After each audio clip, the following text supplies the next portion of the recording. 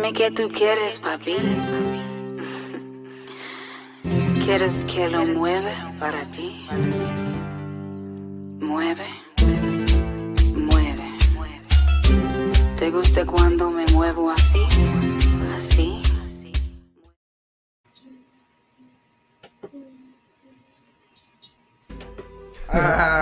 Yeah, man. That's hot shit right there, man. So what we gonna do? We gonna dub.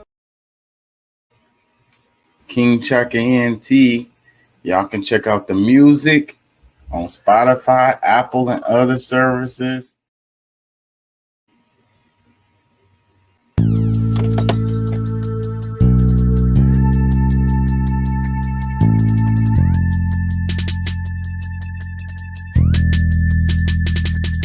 Thank you, God, for this day we have lived, everything in our life, our health, our family, the guidance you have given us, allow us guidance to the path of righteousness.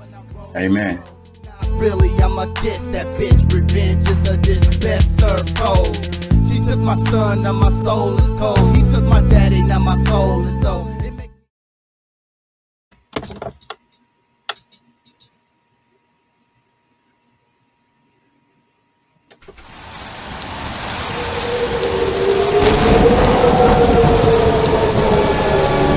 Doing what we do 3 to 4 nights a week.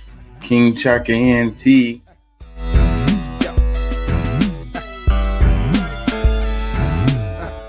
I got this. From the She back starts seat. shooting. That dude was like, ow. What was that? Outside the car, That nigga deputies' got body popped. cameras capturing the bullets flying through the air. We got shots fired couldn't up have been here. a straight We need shot. It had backup to be- immediately. Start Are you- EMS. Start EMS. What We got the a civilian. We got a civilian hit. The deputy. Looks like we got us another hit. This is copyright.gov, U.S. Copyright Office. More information on fair use. Fair use is a legal doctrine that promotes freedom of expression by permitting the unlicensed use of copyright-protected works in certain circumstances. Section 107 of the Copyright Act provides the statutory framework for determining whether something is a fair use and identifies certain types of uses such as criticism, comment, news reporting, teaching, scholarship, and research as examples of activities that may qualify as fair use. Section 107 calls for consideration of the following 4 factors in evaluating a question of fair use: purpose and character of the use, including whether the use of the commercial nature or is for nonprofit educational purposes, nature of the copyrighted work, amount and substantiality of the portion used in relation to the copyrighted work as a whole, effect of the use upon the potential market for or value of the copyrighted work. Okay, so anything I use for you guys, hit me up if you want me to remove it, edit it, or whatever. Nothing is used to infringe on anybody's intellectual property. I don't intend on doing that, and I don't intend on profiting from anyone's intellectual property. So I'm glad to edit or delete anything that's any of my videos that I've used of anybody. So that's it.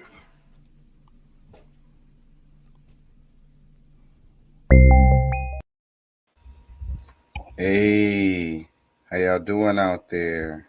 How y'all feel? Remember, an educated public cannot be controlled. Learn to be active.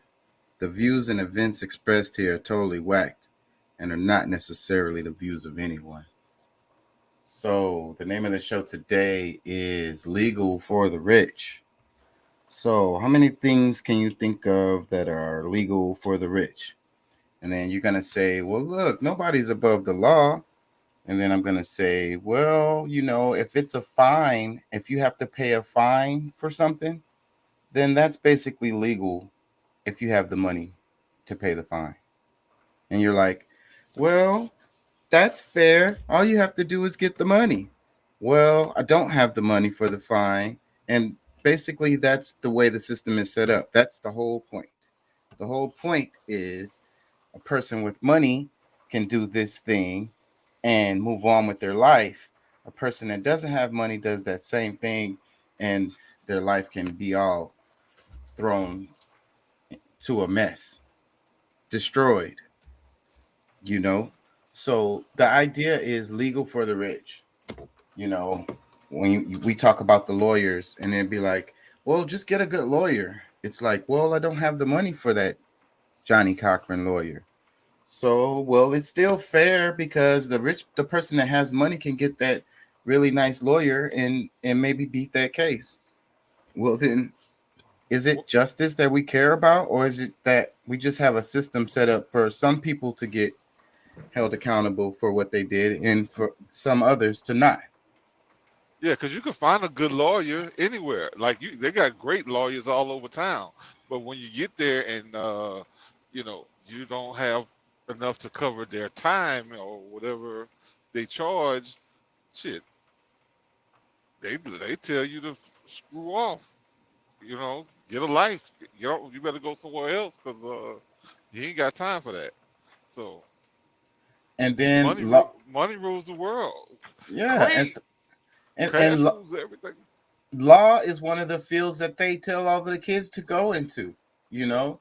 And it's like, and if you really want to make money, then you want to be a defense attorney. And because then you're gonna make lots and lots of money because criminals have a lot of money to spend and they're willing to pay whatever for you to get them off. Yeah, the good criminals are I say good criminals, but that's what Successful oxymoron. ones. Yeah, let's say that. Yeah, successful criminals have money to spend on frivolous things.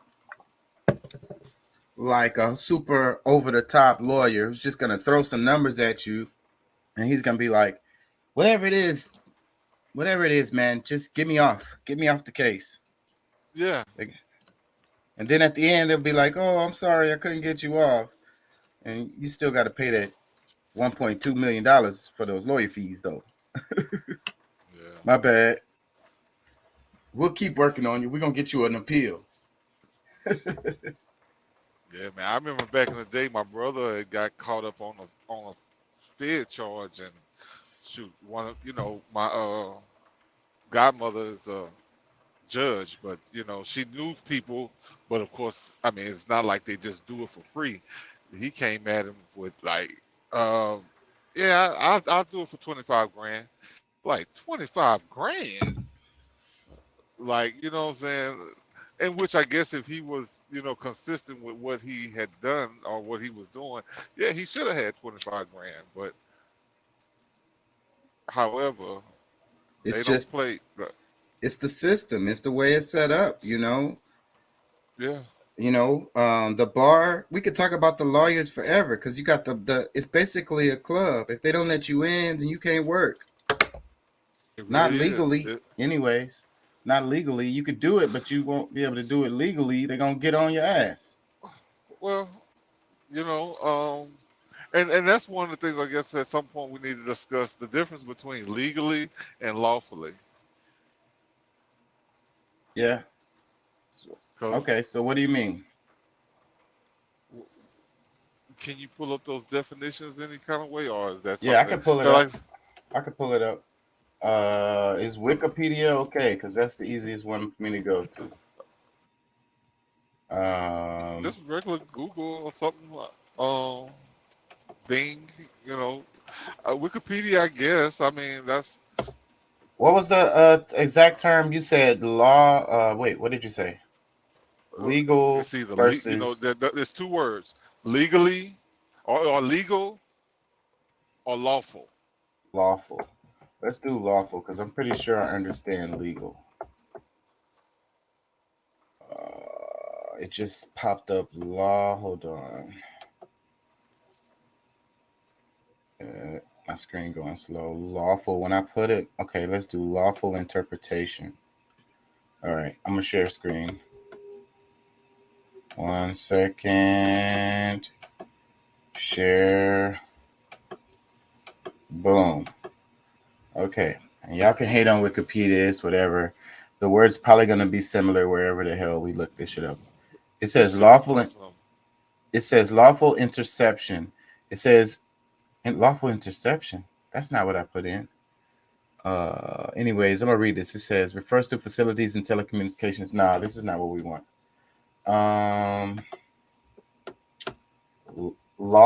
I Lawful just interpretation. can you like I because I usually like I'll just Google define lawful.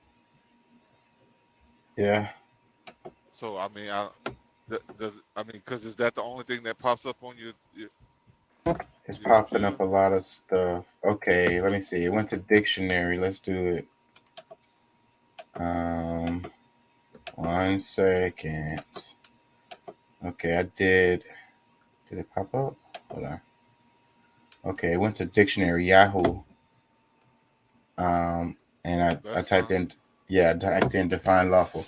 It says conforming to, permitted by, or recognized by law or rules. It is an offense to carry a weapon in public without lawful authority. Okay. And so Let's lawfulness is a noun. Okay. let's look at legal because I mean it's because All that right. because in most cases we think that they're the same thing. Okay. Legal, it says based on or concerned with the law. It says in American legal system, permitted by law. He claimed that it had all been legal. Based So on or real it's concerned an with the argument law. because it's really like an argument that is based around law, but not necessarily the law. So really, if you have a good enough argument of, whatever, you know, happened or what, what is said to have happened, if you have a good argument that just it don't necessarily have to be the law, but because you have a good enough explanation of what happened and how it was close enough or how it's it's based, it's kind of centered somewhere around it, you might be able to get off, Hmm. or you might go to jail. You know what I'm saying? Like it just really depends on how good of an argument you make. Whether, because I mean, there's things that's set in law that's supposed to. Because I mean, there's things that we deal with all the time, um, that are just legal and lawful. Um, because I mean, if it's lawful, like you should be able to do it with no problem. Because I mean, really, like we have a big example right now about freedom of speech. I mean, it's lawful for Kanye to go out and speak and say what he wants, but it's legal for people to try to do things to hurt. 'Cause I mean, really, a lot of that stuff that they're talking about, they're not gonna be able to just totally get away with what they're doing to Kanye. Because I mean, contracts mean things. You know what I'm saying? Man, look what they doing to Kyrie. Freaking now he's suspended and now they dropped him from Nike. They're not gonna release his new shoe. Well, I'm gonna tell you what. I'm going to buy shoes from somewhere else. I'm gonna get me some Asics. I'm gonna get me some damn uh Skechers, and because I ain't gonna lie, I always love Adidas, but with all this, like I'm just not spending money with like, but I know it's gonna be plenty of people that's gonna still, go and support the people that's screwing over us as a whole because, like, at some point we have to say, nah, you can't just come around here and do that. Like we can punish y'all and not give y'all the billions y'all, expect to get because I mean, but I mean, it's a lot of us, and I'm saying us as melanated people, black people, Negroes, whatever you want to call us, uh, that's gonna, you know, side with them even though that they know that the bullshit that they're doing is unfair. So but I'm just not following in that. Like I'm just not. It's fucking sad. It's fucking sad. And it's like, what the hell did Kyrie even really do? Like, But see, that's the part, and nobody has said nothing to Jeff Bezos, the person who allows it to be on his platform. Because I mean, whether it's shit, as much as people are on it, that's a damn social media by itself, going on Amazon. You know what I'm saying? Like, it allows you to like, if it wasn't for it being available on that platform, because if then he wouldn't even it been could able have to been, tweet it. And yeah, he then would. Amazon is making money off of it. Y'all mad at this guy who retweeting it, who work in the NBA? It Amazon's has not making made a dot. Yeah, he's not exploiting on this video. Like, I mean, really, if anything, like, Jeff Bezos should speak up for him. Was like, hey, look, the man is he just, what I'm saying, like, because he's actually offering more money to, like, other people to go and watch it, I guess. But it's still like, at some point, somebody's got to be like, hey, enough is enough. And because Jeff Bezos is not he's not a Jew. I mean, he's up in the top 1%, but that's the hypocrisy that we live with, is that we well, continue they continue to try to make the kings bow down to yeah.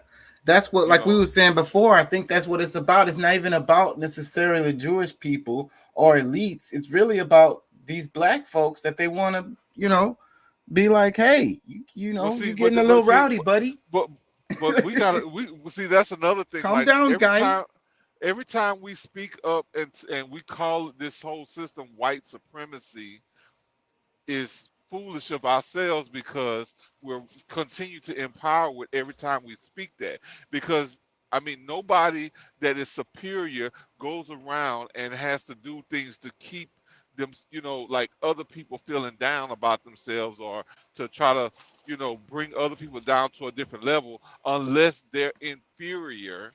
And they're, like, nobody that's, because, like, most people who are really superior is not concerned with the peasants. Let me play Kyrie right here. Come from like a tree with roots. It's unfortunate timing that we're in, but I'm glad that I could stand on the truth, because I'm not afraid of these mics, these cameras. I used to be looking everyone in the eye and telling them the truth, and I'm proud of who I am. Any label that you put on me, I'm able to dismiss, because I studied. I know the Oxford Dictionary. You look it up, right? One of the biggest mistakes I had in being a kid was not knowing European or Western language until I started looking it up and understanding the definitions and why they say, if you want to trick a black person, put it in the book. I was wondering my whole life why they said that. Now I'm 30 years old and I know reading is a superpower, because it helps me understand where I'm going and where I come from. Like a tree with roots. It's unfortunate timing that we're in, but I'm glad that Kyrie, the man. I love it, bro. I mean, it's really a simple thing, because it's like, if half the people would just look up the definition of what Semitic is, they'll realize that they're much closer to being Semitic than the people who saying they're Semitic. Yeah, look up the damn definitions. Ain't nobody looking up no definitions. They just repeating talking points that they heard from some talking head that they respect or look up to, and they just repeat it. And nobody's actually typing the shit in the damn search bar. Well, but the crazy part is that some people have, and they're ignoring what they read there, because I mean, how many Afro-Asiatic people are there? You know what I'm saying? Because I mean, we're talking about a long lot. Because I mean, a lot of us have been, I guess, modern westernized people. Because I mean, of course, with us from the West being the original people, or let's just say even before the separations of the land, where we were all together, but we've all traversed this world, man. And people who used to be far east is now far west, somewhere in the middle. So we're all mixed up, really. A lot of people probably don't know exactly, but I know that we are much closer to being Semitic people than the people who have been claiming to be. And there's books out there by their own people that are of the that are part of the Jewish community. The current Jewish community has written books that's because in the Bible it's the 12 tribes, but they specifically have a book that's called the 13th tribe, so that people understand it's like, okay, how these people even became Jewish. They were grafted in, like they converted from, and a lot of them are even atheists, really, but they go with this Jewish thing because it's beneficial. Yeah. You know what I'm saying? All that's documented. I can't really argue with it. Let me play this. Vindicated. But nobody you had to back pay everybody who got laid off because they didn't take the jab in the state of New York. They had so Kyrie was vindicated. But nobody talked about that. He was vindicated. He was like, and why did they say you had to pay him back? Because they went on to say that the jab essentially doesn't prevent you from getting COVID. The same thing that Kyrie was saying 2 years ago. You know what I'm saying? But nobody, that's not on anybody's front. But he's an idiot. You had to back pay everybody who. What that dude said, but he's an idiot. Man, I didn't know this is what they were talking about. I thought they were talking about Kyrie in this. And I want to be careful on this topic because that's still they still hard on that shit. Well, the problem with because I'm gonna dance around it because I'm respectful to the channel and I'm not gonna go too far. But the real problem that we're dealing with is that these people are able to live with lies, and this people just because they said it, it's now law. Things that if we actually dealt with the truth, not facts, because facts are just agreed upon. Truth, because there's only one real truth. Like people can come up with their own truth to some extent, but the truth stands alone. So when they it don't comes care down, about your feelings. They don't give a damn about your feelings. So I mean, if we live with that instead of well, I mean, this is what they said, and this was like, what do you say? What research have you done on your own instead of like putting yourself at risk behind hearsay? Because it's really hearsay until you can see it and prove it for yourself. Like that's one of the things that we've definitely got too far away from, is not trying to seeing is believing. So when you go and you do the easy research, because it's not hard to find. I am no genius, but let me play. Go ahead. I wanted to play because he's gonna. It's really sad, like we the argument of anti-Semitism or whatever, that shit is so lost in the argument and so vague and so like not even.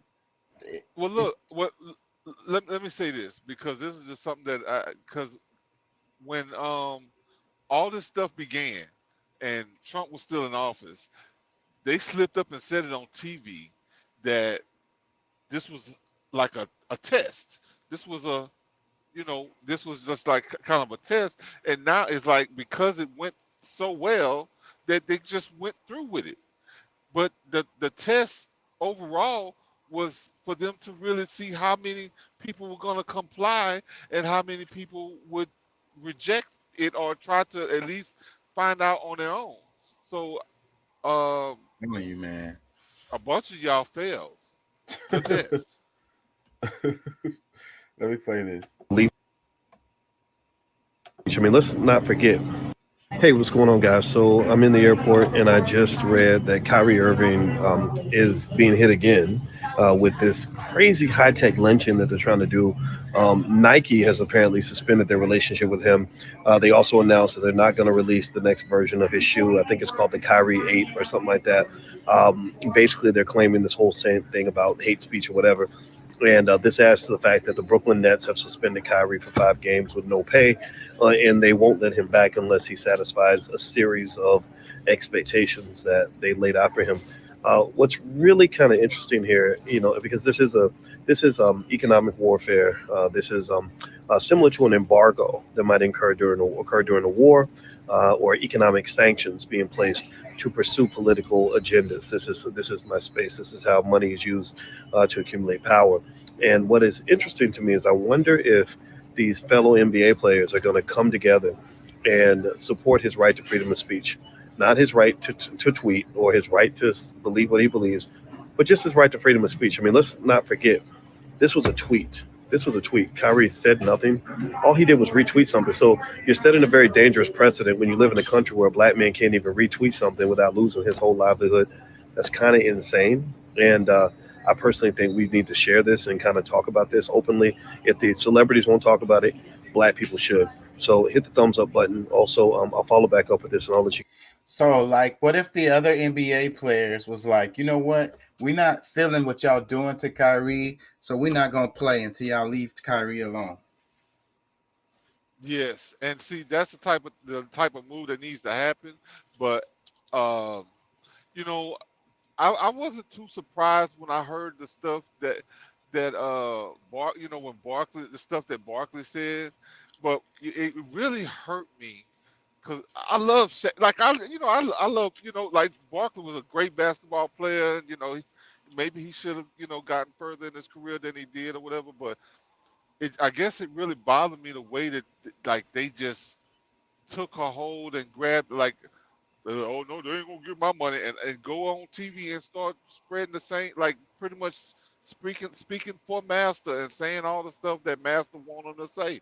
And that's just like, to me, like these are filthy rich people that is like at some point, because like right now this is the type of movement, because I like the way Boyce put this, is that it's like sanctions, and like it's actually warfare. That's exactly what it is warfare to get the top, in their names, the top Negroes, the rich Negroes, in line.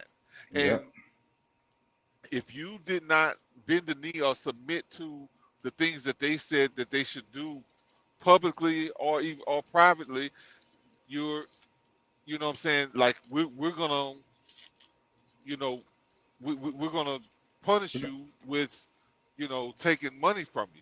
Now I know 5 games is not gonna kill Kyrie. You know what I'm saying? I'm sure he's a smart dude. So But I'm that sure Nike he's fine. contract, I'm sure that hurt. Well, I'm sure it does to a great extent, but that's the whole thing. Like, honestly, like we have to get to a point where this shit don't matter. Like, I really wish that Master P had, they had enough power to go on and purchase Adidas when they were working on it, because it was for sale like a year ago. You know what I'm saying? Like they were they're dying, and Adidas worldwide still has a name that could have been picked up and used. It just needs people in place that's not gonna, you know what I'm saying? Like they did not want that. That's like, I think they did everything they could for that not to happen, because they knew what kind of power that brings. Because everybody in you know what I'm saying, what happened when Master P we saw what he did with the music, but then when he decided that he was gonna start up a sports agency, he got the top person right out the door at the time. Right. So they know. And you know what that makes me think about? Like you was talking about before when we was talking about segregation in the college sports. So, but on the national level, on the professional level, it's really the same exact thing, where if it was a black basketball league or a black football league, they would attract the best talent and they would blow the other ones out the water in time. Clear. If they was Clearly. able to put their foot, get their foot in the game and actually get out there. But I'm sure 100% they would squash it. They would sue it. They would break it up. They would buy it. whatever. They would not allow that to happen. And then they would Look, say it's racist. They'd be like, "Oh, you want a racist thing?" It was like, "No, man, it's not racist at all. We just want to have like a, a black NBA or a black football league or a black man, baseball league." They say said no black players in the finals, no African American players in the finals. And fuck the Astros, anyways, with they cheating ass again. This time they got caught using a bat, an illegal bat. who the Yankees? No, the Astros. Wait a minute. Oh, Houston did. Yeah. Oh wow. And no black Okay. players. They Because said no that's my African team. American. That's my team. So I was kind of biased for a second, but I'm like, okay. I mean, it's fucked up either way. But whoever did it, but I just assumed it. It wasn't my team. But go ahead. I'm sorry. Yeah, man. It. I don't know. I lost my point. The economic warfare that he was talking about. That's what it is. And I don't know. I lost my train of thought. I totally did. Well, I'm gonna say this because we really do need some. Because I mean, we're talking about diversity. I mean, just because there's black people in NBA, we see that they don't really have the power. That's not diversity. You know what I'm saying? The diversity is when there's a mixture, of in every position, in every organization, and that's all the way from ownership down to the damn bat boy or to the water, whoever's helping with the liquid refresh, the quality H2O. You know what I'm saying? Like all the way through. So I mean, it's far from being diverse. It's always just set to look like it's presented to be, but it's really not, because I mean these are the moments where we're able to see that they're really powerless. Like I mean they're a lot of them should. Their power is in keeping us separated and fighting with each other. So like I said, like if it was a black owned league, if they had their own league, then they wouldn't have to worry about asking these people to play basketball for them. You know what I'm saying?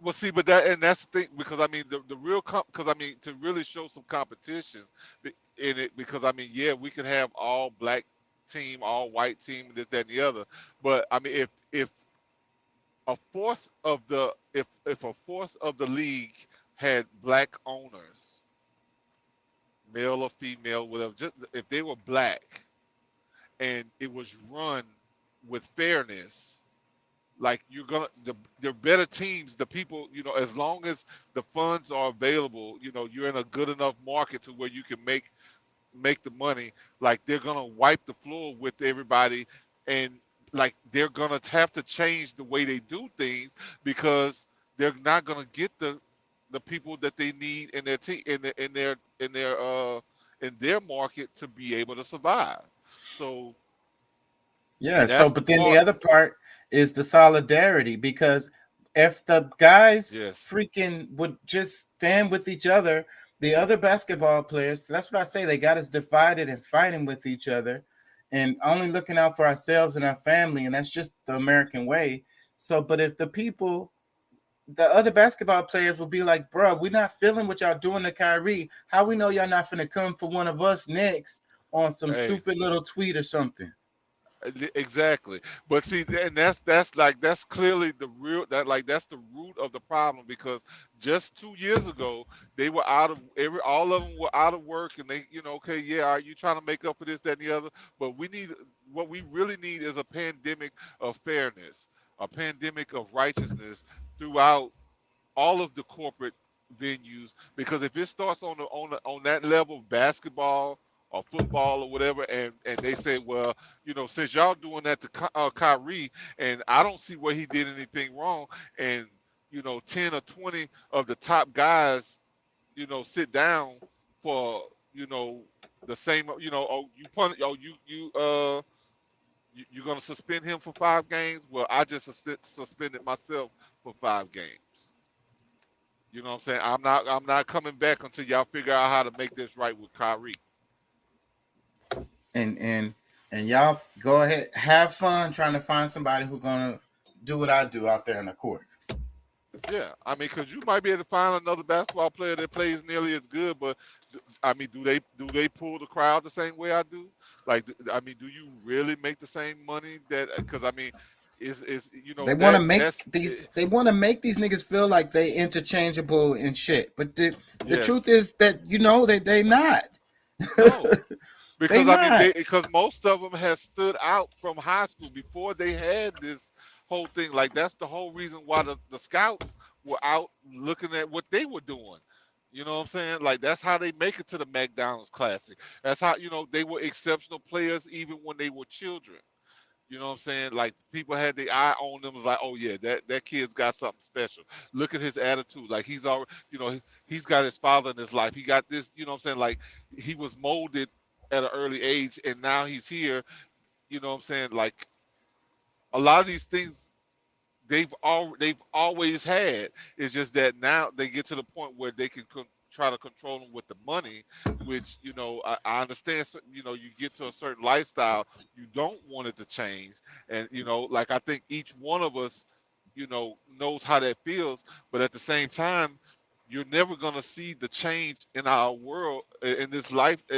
Like I mean, my thing is I'd rather do the fighting instead of leaving my son or my daughter or my children to fight for some shit, and I'm just be a little sucker, little punk that won't stand up for what's right, and then like they gotta sit around and like, oh, I mean, this is just what we do. We just gotta be suckers because we're black. And We just gotta. makes me angry. And it's like like I say, if the dudes would just walk out and be like, shit, y'all get out there on that basketball court and y'all make them shots. Can you hit a 3-pointer? How good is Yeah, your jump shot? you know what I'm saying. I mean, Fucking they I mean, need they because of their dollar. 'Cause I mean, really, they're billionaires. Like, I'm sure that they could be like, oh well, all right, they could try to hang it up for a little while, but they want to keep making money. You know what yeah. I'm saying? Because and then like for them So to they could come be able, continue to live their they lifestyle. well, not even just that, because see, they still want to try to have some sense of control. They're Right. gonna have they're That's what gonna it's have to about. they're gonna have to tie cheat the situation at some point when if they do that, because they don't want to seem like they lost control. That's what it's about. That's what it's really about. That's what all of this is about.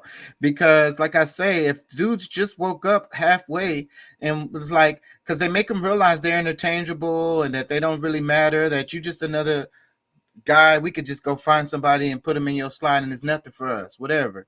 You know what I'm saying? That's how they making them feel. But if these dudes really realize how, important they were to these teams, because look at these basketball teams, they don't even have that many players, right? Like it's 5 star, and then they have like what, maybe another 5 coming off the bench, and Yeah, then and I mean, but and see, and that's the thing. Like, I mean, we can rent a place, start small, but like, just totally abandon the NBA, start putting it on TV.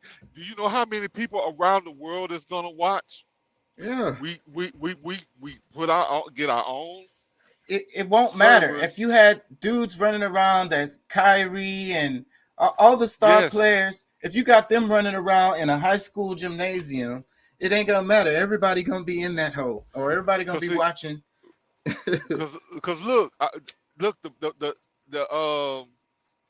was it BBB? What's the ball like?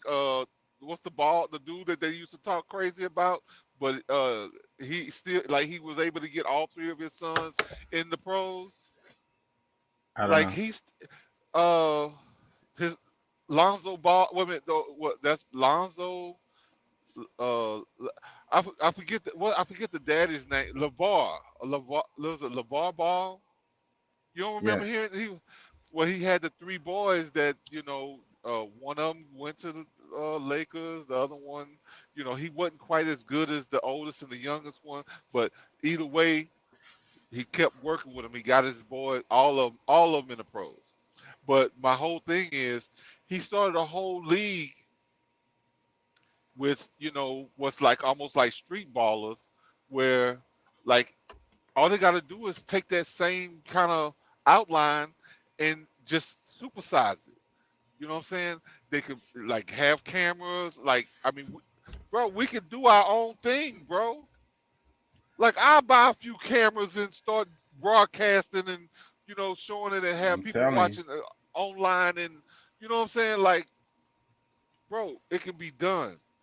And Yeah, all, but like I and say, all, I guarantee you they would squash it out. They make so much money. ESPN is like the big dog, big dog. And yeah, the NBA, the NFL, they make so much money. They don't want yeah. they squashed out that other little old league they had that time. What was it called? It wasn't even that good. They Little fucking League. squashed. It was another football league or whatever You that talking came about out. the XFL, yeah. Yeah. Yeah. They squashed them out. The NFL is the reason why that didn't make it. Of course, because there was too many people that was like willing to go and watch. I mean, say, bro, why do you think that? Because I mean, boxing kind of took a little bit of a hit, but when the MMA and like they had to pretty much combine all of that stuff, the mixed martial arts, all that kind of stuff, because you know how diverse that market was, which you know I guess it really made more sense for that to happen, but you know. Just like I mean, people are still like they're still creating new things. It's just that we don't, you know, it could have even been a black person's idea, but it's they make the moves and they can kind of do things without, you know, like they support each other. We support them even with the bullshit. You know what I'm saying? But at some point, we can't keep on being the pawn. You know, we can't keep being the ones that's put out. Because I mean, like, it's so evident that like they're purposely going after the black people to punish them. And you know, because I mean, this Kyrie thing. I mean, you know what I'm saying? Kanye's thing. You know, even though I support him through everything, like he asked for it. You know Yeah, what they I'm just saying? came out. They just came for Kyrie out the blue. Let me play this. Shannon Sharp, I want to say, you know, all of the black people on these damn NFL, NBA networks. You was talking about Shaq and what's his name? Barkley earlier. Barkley always was that way, though. He was that guy from the beginning. Like, he's always been that guy. Shaq, I think that Shaq is like he done crossed over into the elites. Like he one of them now. Like that's how he feels. So it's like he looking out for his interests too. Yeah, no, he is definitely a special Negro. Yeah. Like to some extent, you know, like, but I mean, look, I remember him when he was at LSU. He was always kind of like side, you know, like he, you know, like the top ball players used to come and play at the ballpark right across the street from my house. Like, you know, well, Chris Jackson, which is now Abdul Rauf, him, Ricky Blanton, like the people who was real like known used to come and shoot ball over there. Shaq, he wouldn't come. Yeah. Like he was always kind of like, I guess, somewhat outcast. I mean, you know, he was just a big dude. He wasn't. I mean, he wasn't no big player. He had to over time getting older. You know, which anybody get to 25, 30 years old that's gonna start, you know, dropping their nuts. So I mean, ain't really nothing special about it. But because he was so big, is what made him. Yeah, he changed the league just because of his being big. Let me play this. This is what Kyrie said in part of his statement. I'm aware of the negative impact of my post, the Jewish community, and I take full responsibility. Mm-hmm. I do not believe everything said in the documentary was true or reflect my morals and principles. I'm a human being learning from all walks of life, and I intend to do so with an open mind and a willingness to listen. Mm-hmm. There are several things that we can call Kyrie Irving and we can say about Kyrie Irving. Open-mindedness is not one of those things. Mm-hmm. Hold on, Skip. Where's I'm sorry? I thought all apologies, something has to say, I'm sorry. Yep. I'm sorry what the post, the negative attention my post brought on a said community. Hold on. You sent your agent, your stepmom, and your dad to meet. You didn't meet with them. So what did you learn? I'm just trying to figure out. The open mindedness. When people were trying to talk to you about what you're saying, you shut them down. Y'all dehumanizing me. So where's the open mindedness? I just want to know. They playing that song in the background to make fun of him. What I couldn't tell what song it is, but all I mean, by the way he talking, they definitely gave him they gave him 2 pans of butter biscuits. That's what the song is about, butter biscuits. It was like I can see because I'm driving, so I can't even see. I'm just but yeah.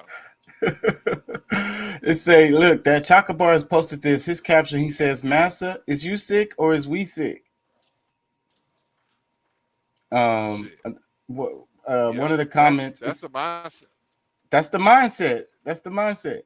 One of the comments, it says, "This is literally sad. I'm not sure if I've become a bit numb to seeing a black man shoot and kill another black man, but this actually hurts more to watch. Oppression is worse than slaughter." It does. This does hurt more. It way more, because I mean, any of us, all of us that are truly conscious and they're seeing this whole walk down, you know what I'm saying? Like, but we need to know this. Like, it's good and bad, because these people that is coming out here and talking shit about Kyrie, who's talking shit about Kanye, and you know, even some that talk shit about Kaepernick, because I mean, I don't totally agree with everything how he handled it either, but this is kind of the same thing, and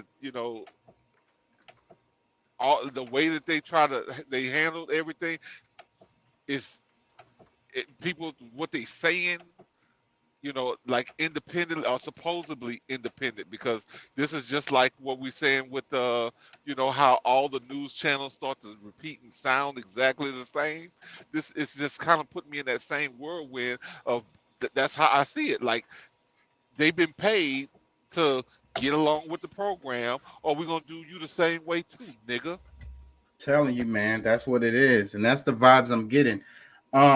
Did you catch any of Dr. Umar earlier, his live?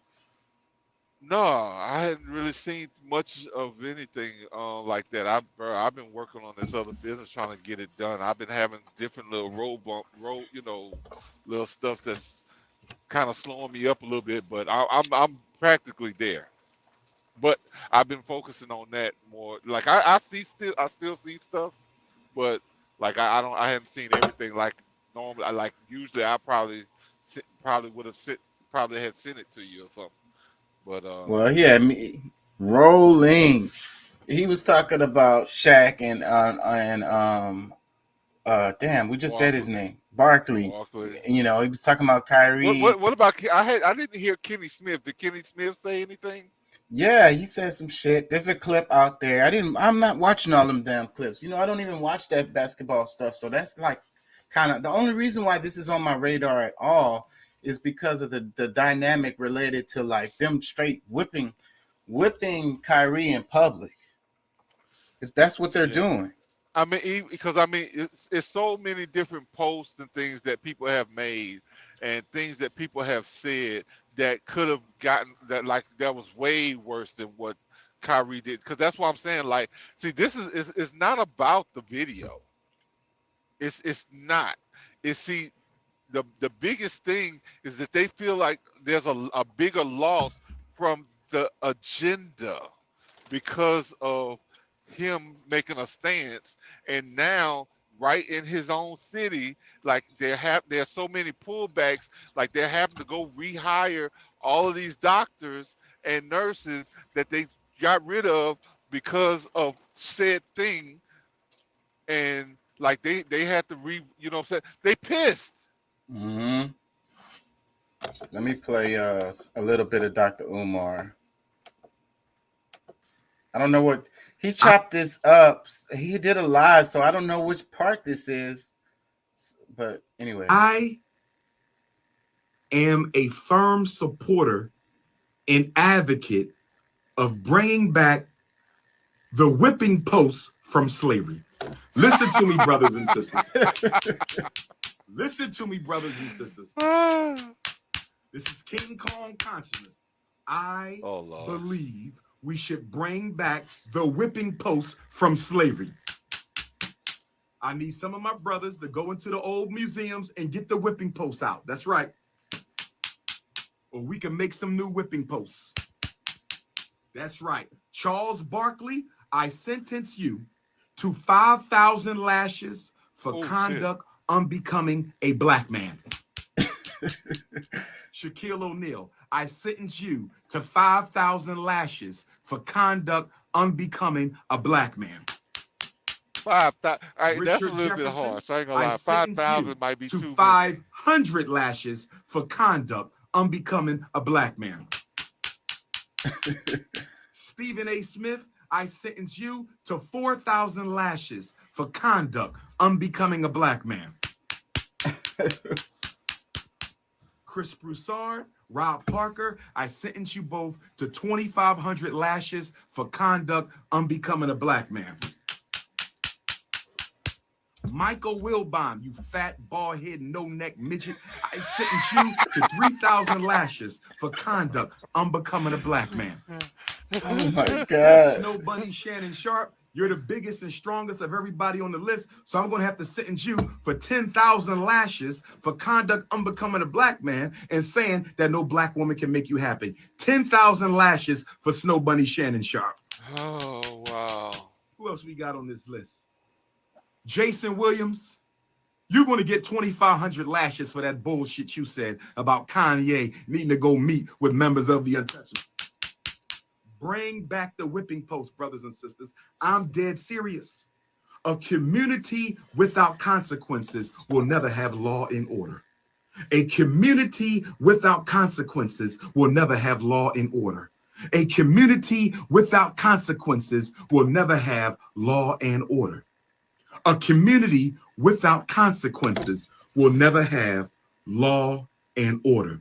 Candace Owens, Candace Owens, Candace Owens, I sentence you to 25,000 lashes. Oh, Candace Owens, I sentence you to 25,000 lashes for conduct unbecoming a black woman. Kamala Harris, I sentence you to 500 lashes. I'm going to go easy on you because you are elder, you a dignitary, right? And I love my AKA sisters, but you still got to get your lashes. So Kamala Harris, you're getting 500 lashes for conduct unbecoming a member of Alpha Kappa Alpha Incorporated. Brothers and sisters, we need to bring back the whipping post. If we start publicly whipping some of these Negroes, I promise you, if we start publicly whipping some of these Negroes, we got to get the slave whips. Since they want to act like slaves, we're going to treat them like slaves. We got to get the slave whips. We got to get the slave whips. Since they want to act like slaves, we're going to treat them like slaves. We got to get the slave whips. We got to get the slave whips. So, like, but basically, that's what they doing to Kyrie. They whipping him. Well, and they whipping Kanye too. Yeah, and you know what? I get what he's saying, and you know, I think to some extent he telling the truth. You know, we need some kind of you know, what you call it, like we I forget the terminology that, but you know, we need something that's gonna hold people, an accountability system. That's what we need some sort of accountability system. But my thing is, he talking about whooping all these black people. I mean, these folks that's, you know, trying to do the whipping right now, warfare. Like, is there any attempt on whooping their ass? Dun dun dun. What about that, Dr. Umar? What you got to say about that, Doctor? Because I mean, ultimately, that's everybody's problem. You know what I'm saying? Ultimately, like, I mean, you know, one thing that I always learn, like, you got to get down to the root. If you really want to understand, fix the problem, you know, you don't do the symptoms of it. You don't fix, you know, you don't just treat the symptoms of of the problem. No, you go directly down to the problem because that cancels out everything. Umar had me rolling. I'm looking Yeah, for I ain't the gonna lie. clip. I ain't gonna lie. It was funny as hell. I ain't gonna lie. That was some. He talked about Shaq. He said, "You're the biggest, blackest." He had me rolling, bro. But look, you know what it tells me, because we know about, because I mean, we're talking about sports, but to some extent, like, this is entertainment, right? Just like what we said about Hollywood or Hollyweird or whatever. Like, all of the people who have been buck broken and have kind of pretty much followed this into the system, they done got bent over, figuratively and literally. Yep, in front of everybody, and that's what they did to the slaves back in the day. Let me play some more Dr. Umar. I want to find where he was. Ago, and now I'm on TikTok live jail. Oh yeah, he got banned from TikTok while he was doing that one. Some of the stuff TikTok has suspended me. Some of the stuff he was saying was pretty extra. I ain't gonna lie, but I'm still live on Instagram. Well, I mean, I'm sure it was the vice president. No, well, I'm just saying, like, the president, when they talked about the vice. Well, you know what? I'm gonna stop even calling her the vice president. She the president, because I mean, it ain't no way that Joe Biden is running this shit.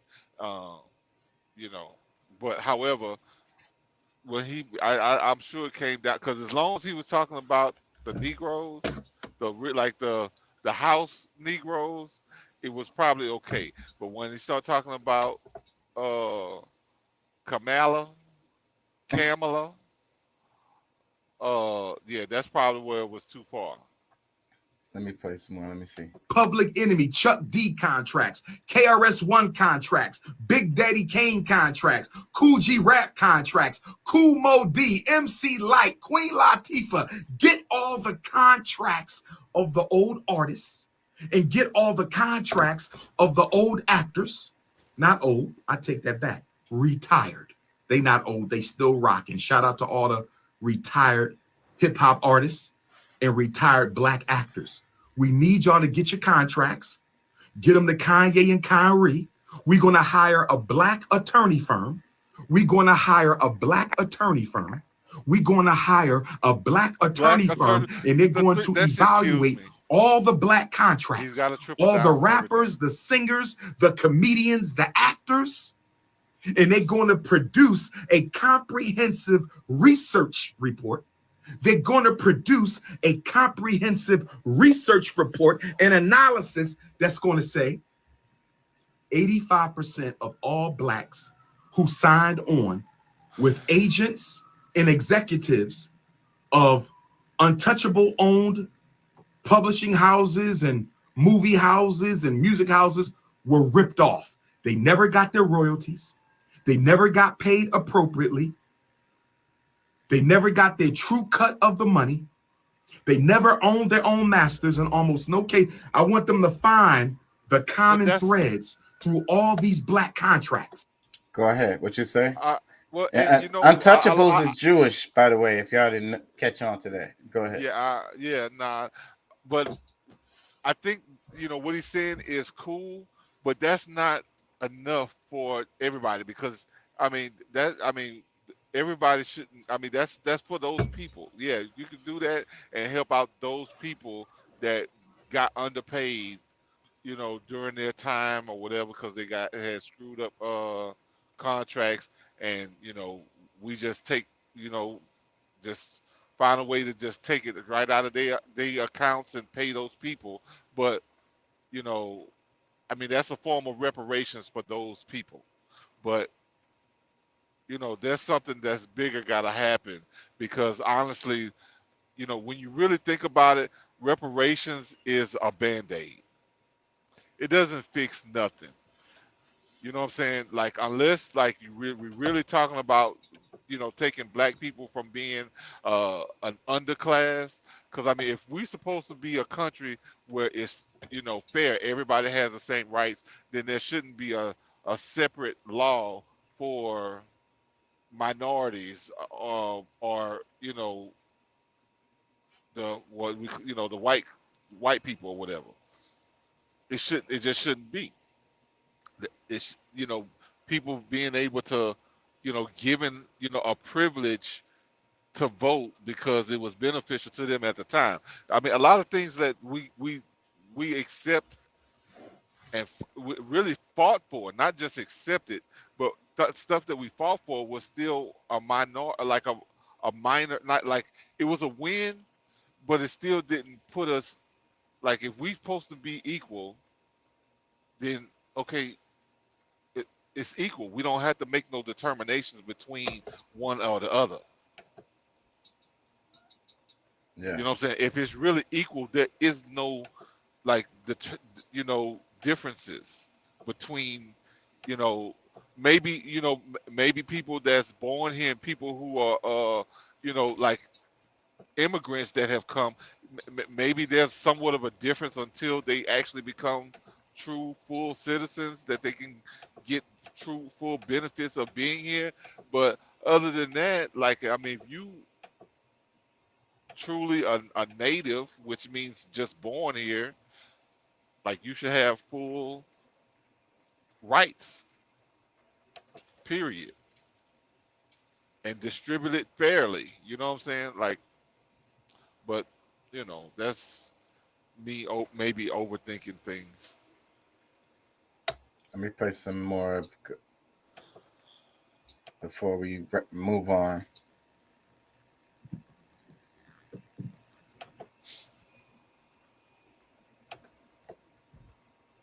Like But of all people, TikTok. Because my of thing them, is, like, of all for people, another week or TikTok so. blocked him. The TikTok, well, he was just getting out of in trouble with Instagram. That's why he hadn't been posting. I said, I don't keep up with him like that. I mean, I have my reasons, but but either way, my thing, I'm just asking because TikTok is usually the one that you can, like, damn near say anything on. Yeah. Well, I don't know nothing about TikTok at all. Like, some brief remarks on this Kyrie Irving controversy. And then I'm going to go in deeper on www.drumar.tv. I'm going to go in deeper on www.drumar.tv. So if you're not subscribed, make sure you go and subscribe to www to make the untouchable power structure sweat just a little bit longer. I was hoping he would have held out, because this would have been the first time in a long time that we've had a prominent black musician, Kanye West, a prominent black musician, Kanye West, and a prominent black athlete, Kyrie Irving, stand up simultaneously against the exploitation of the untouchable power structure. I wanted Kanye and Kyrie to do a joint press conference. I wanted Kanye and Kyrie to conduct a joint press conference. I wanted both of those brilliant, although at times politically inconsistent, but I wanted both of those brilliant black men to engage in a joint press conference on this issue. I wanted that. The culture needed that. The community required that. I wish he could have held a little longer. I wish Kyrie Irving could have held out just a little bit longer. But with that being said, he should not hang his head in shame. Kyrie Irving does not need to hang his head in shame, because at least he took a stand. At least he took a stand in an NBA league dominated by black athletes. In the National Basketball Association dominated by black athletes, most of them will never take a stand. Most of them will never take a stand against the power structure. At least Kyrie, they damn sure Kyrie wasn't going to stand up for you against the untouchable community. They wouldn't break breath against the untouchable community. If they can't take a knee for the national anthem, if you can't take a knee for that old crusty song, if you can't get down on one knee in the NFL for that old crusty song,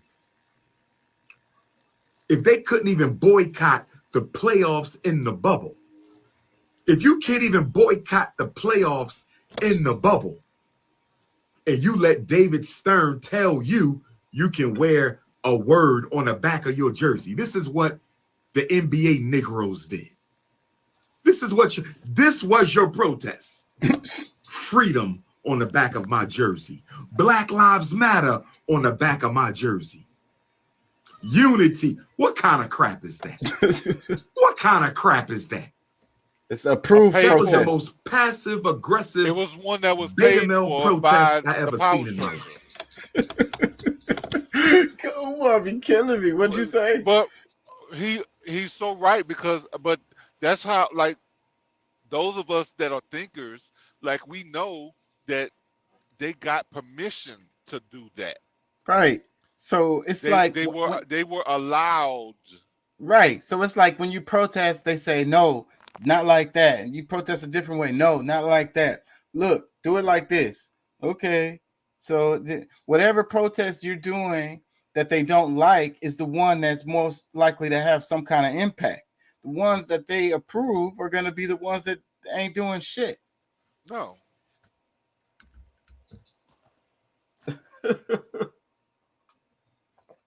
He said passive aggressive beta male protest. Yes. Words on the back of jerseys. But that's the part I'm talking about, bro. Adams. Like, oh my God, I'm sorry. Go ahead. We'll pick it up. Go ahead. What you was gonna say? Well, I'm just saying, like, that's why things are so frustrating, and it's just like, okay, like, this is what our children are seeing. You know what I'm saying? Like, how are, you know what I'm saying? We got another generation that's coming up. And I know there's a lot of, during the civil rights time, in the late 50s and all through the 60s, maybe like going into the 70s, there was a lot of change that was made. And, I think from there, that's where they started really, finding another way to really lynch people. Right. You know what I'm saying? Because it's like they just took it to a whole nother level. And that's what we're going through right now, I think. Yes. It's like another civil rights era is happening right now. Mm-hmm. That's what they're going to say in the history books. But it's Willie lynching. It's a high-tech Willie Lynch system that they've taken to a whole nother level. You know what I'm saying? And as far as I'm seeing, because I mean, ultimately I know that righteousness wins. But at the same time, it's really hard to sit back and watch a lot of this stuff happen right now, because it's like, I don't, I guess, to some extent I have expectations, or at least a great hope that the people who have a voice to speak up, and do something about it, because that's why I give the, as unorganized as Kanye is, and Kyrie being way more articulate, and he actually didn't really do anything, but I give them like big kudos, because bro, knowing when they stood, like, they already know what the people that work around them, how they do. You know what I'm saying? You think before he took the stance he took, that he didn't know that, that they didn't know that the people around him was going to sell him out, was going to Judas him? You know what I'm saying? Like, when you in a bed of snakes, Yeah, so they already knew, but it was something in their spirit. Like when you are a righteous person, it's something in your gut. It's something like that's not gonna, you know what I'm saying? Like, yeah, you might be a little bit scared, but the difference in being, like if you really believe in God, you have, you know what I'm saying? Like if that's who you are within you, like Cause certain, that's that Christ energy. I'm telling you. So you don't have no fear. They're just gonna turn him into a martyr, and that's what they would do if they really go too far with Kyrie. His face already finna be on T-shirts everywhere in the community. yeah. But I mean, they doing him the same, like, because this is not a new practice. They did it to Muhammad Ali. What they did to Martin Luther King. You know what I'm saying? Like, because they, in the end, like they had to kill Martin Luther King because he was really at a point where he could have really changed a lot of shit even back then. Like we could have been out of this shit years ago. But a lot of people got scared because like they felt like who they are is this physical body. You know what I'm Yeah. saying? That the soul and spirit within inside of them, you know, just pretty much fizzled out. Yeah. So you got a guy like Kyrie. He clearly believes in God, you know, and he's not afraid of being persecuted and ostracized. You know, Hmm. he's like, I'm gonna stand on what I believe is right, what I feel is And right in my heart. I'm gonna stand mhm. on that, no matter what y'all say or what y'all He, do. because I mean I see a lot of it's like he's got children that's gonna see, and I'm sure he went and talked to him. Was like, look, I really don't believe in this. That you know what I'm saying? Like I don't have nobody standing with me. So look, I'm gonna go on and make this apology, but I need y'all to know this is some bullshit. You know what I'm saying? Like Straight up. you know what I'm saying? Like that's I mean it's like look, this is not a true example of me, but because of how they're trying to treat me and they're trying to steal from you and your brother, your sister, or whatever, I'm gonna do this for. I'm taking this sacrifice right now, but just know what my real heart is. You know what I'm saying? Like, but in the midst of everything, because I mean, before you know it, it's gonna come to a head. Like they are like they're showing who they are all the time.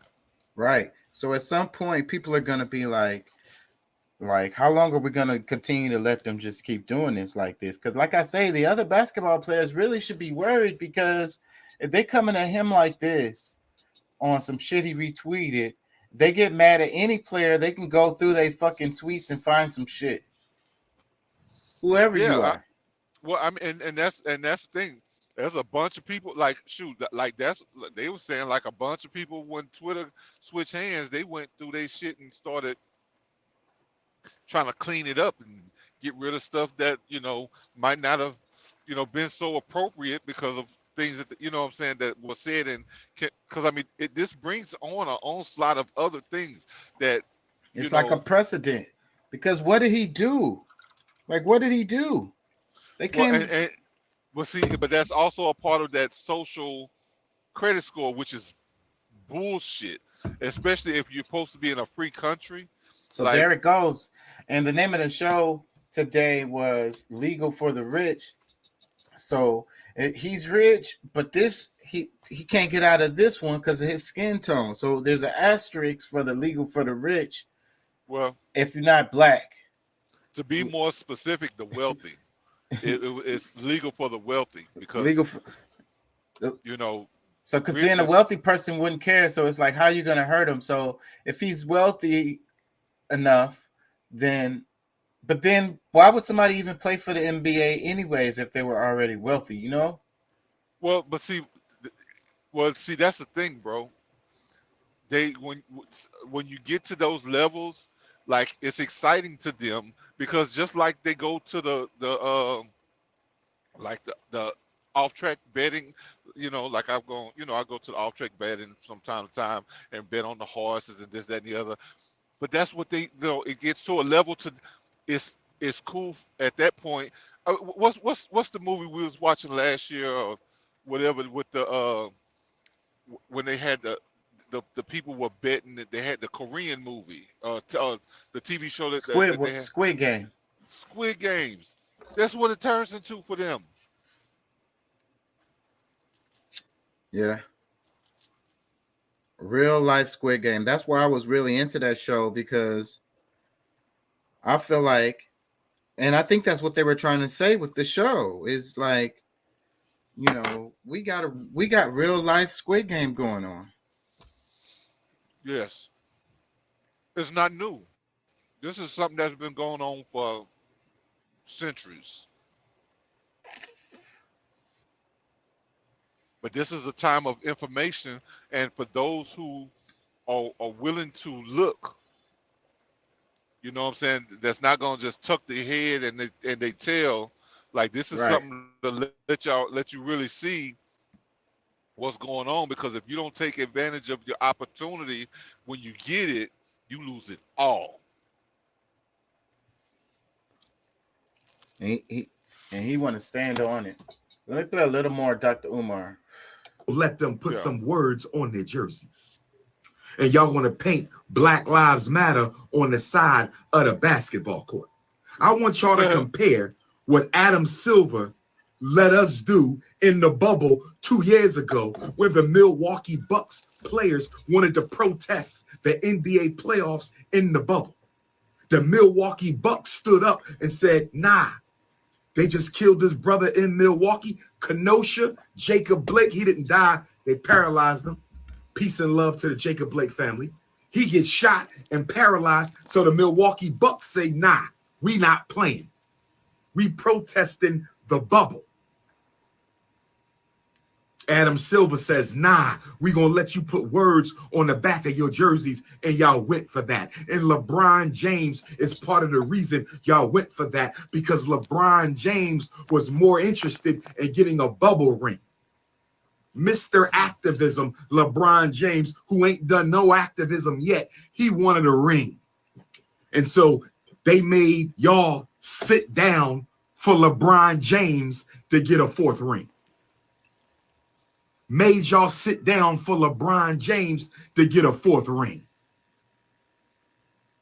And then they sent Michael Jordan in to make sure LeBron James would stay in his lane. They sent Barack Obama and Michael Jordan in to have a conversation with LeBron James. And the two biggest Negro male sellouts. Go ahead. I know I'll be stopping in the middle like that, but you know, because you know that LeBron did the first interview with Ye after the whole WLL, the White Lives Matter stuff or whatever. Yeah. And I think that was the setup. LeBron really was at the beginning of setting them up, because like he didn't air what went on, but that's what made Kanye go to Drink Champs. And even what's his name was a part of the setup. What's his the Drink Champs host, Nori. Yeah. Yeah. I don't know. Let me play some more. In American history. Barack Obama and Michael Jordan. Yeah. The two biggest. Okay. Let me play some more here. Negro male sellouts in American history. Michael Jordan and Barack Obama, the two biggest Negro sellouts in American history. Barack Obama and Michael Jordan go have a conversation with LeBron James. And LeBron James says they told him to keep playing basketball. Mr. Activism, with a school full of white women in Akron. You said Jordan and Obama told you to keep playing basketball. That was who still ain't got a job in the NFL yet.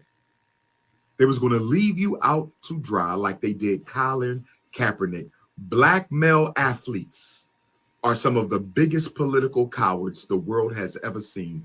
Black male athletes are some of the biggest political cowards the world has ever seen. Black male athletes are some of the biggest political cowards the world has ever seen. So Kyrie Irving, don't drop your head, my brother. And I'm telling you why. One man can't change this by himself. He can ignite the change, but he can't do it by himself, my brother. I applaud you for standing as long as you stood. It is very much a contradiction and a form of hypocrisy. It is very much a contradiction and a form of hypocrisy for Adam Silver in the untouchable community to accuse you of being against the untouchables. When Jeff Bezos, the owner of Amazon, the third richest man in the world, Jeff Bezos, the owner of Amazon, the third richest man in the world, is still selling from Hebrews to Negroes on Amazon right now. Amazon is the largest online selling platform in the world.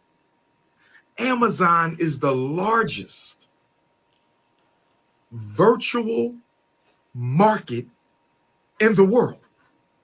So somebody got to help me understand, why wasn't $139 billion Jeff Bezos, why wasn't he accused of being against the untouchable? Somebody help me out. Why wasn't the owner of Amazon, the third richest man in the world, Jeff Bezos, the largest online selling platform in the world, why was he not accused of being against the untouchables? Why did Jeff Bezos get a pass? Why did the owner of Amazon get a pass? See, I have a problem with selective morality. I don't like selective morality when black people do it. I don't like selective morality when white people do it. Do you know what selective morality is, brothers and sisters? Let me tell you what selective morality is.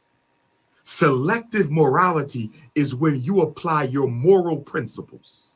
Selective morality is when you apply your moral principles to some people, but not all people.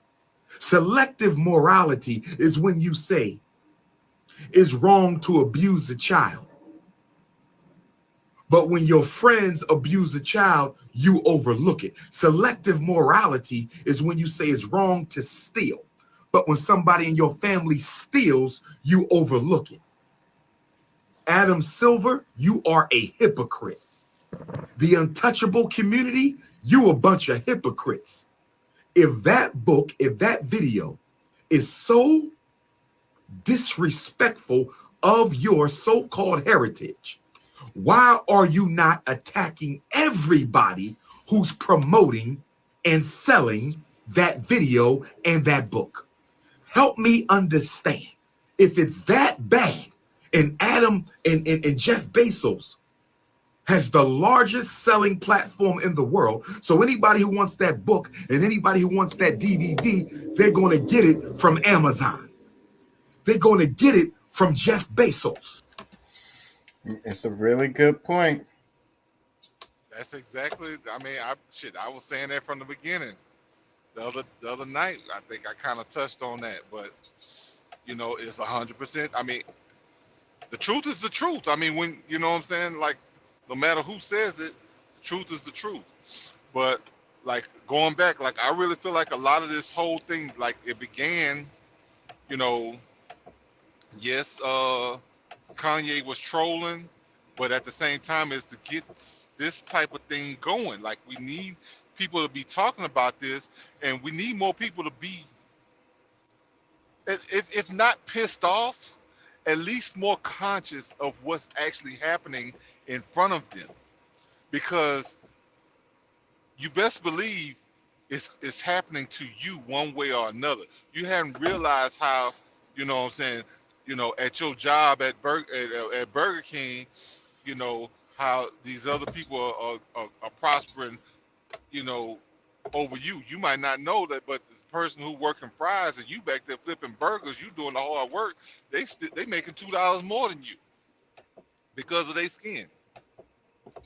Or like it's happening all around in different ways that maybe you haven't realized yet. But it's one thing is at some point if we're gonna if unless we willing to just give up totally and set the stage for our children and grandchildren to be in the same position our great grandparents and great grandparents that came before us, to put them in a worse situation than they were in, we got to step up and do something now. Like stop kowtowing. Like it's not time to sit back. I mean, and it's really based on a lot of these laws. But I mean, if you really think about it, like some of this stuff, they're trying to, because it's a part of this is a distraction.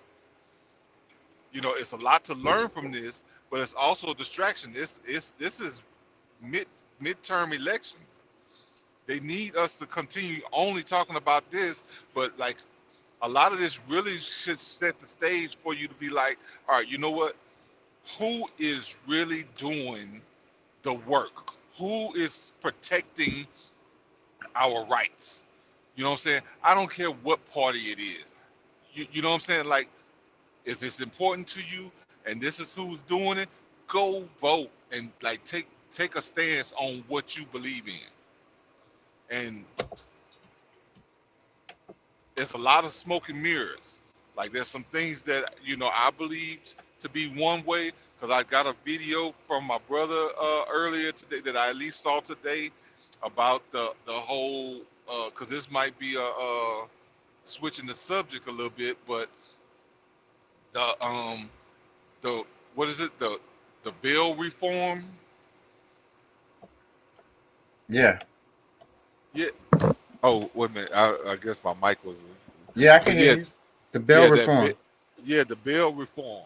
Like, there's a lot of things that, because I mean, both sides are doing some technology on the people, and that's why it takes us giving an ear to each side to get perspectives and understanding.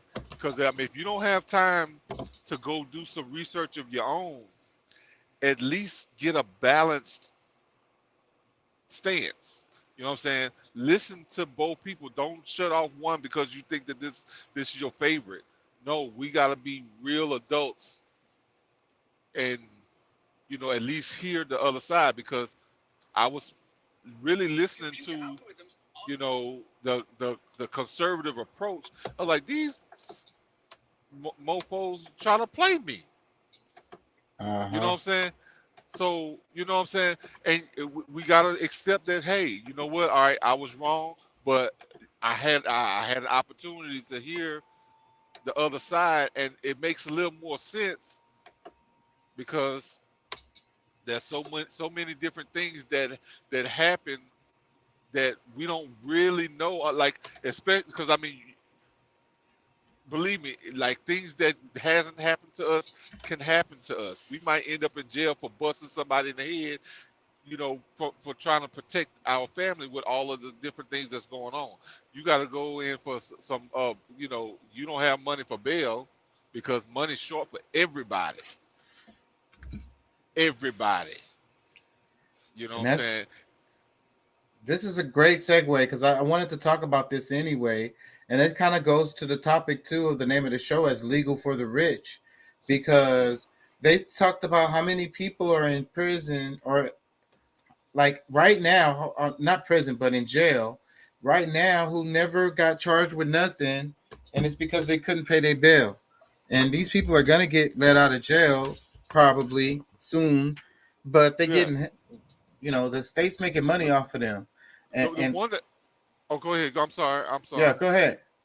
Yeah, I was just gonna say one of the things that really caught me was like, I mean, there was this kid. He was in high school. Miss Prom, Mrs. Graduation, was in jail for 3 years on something that he wasn't. I mean, it was a charge that wasn't they're not really you know, they gave him a bail, but he couldn't afford it, and he ended up in jail for 3 years, and he didn't do it.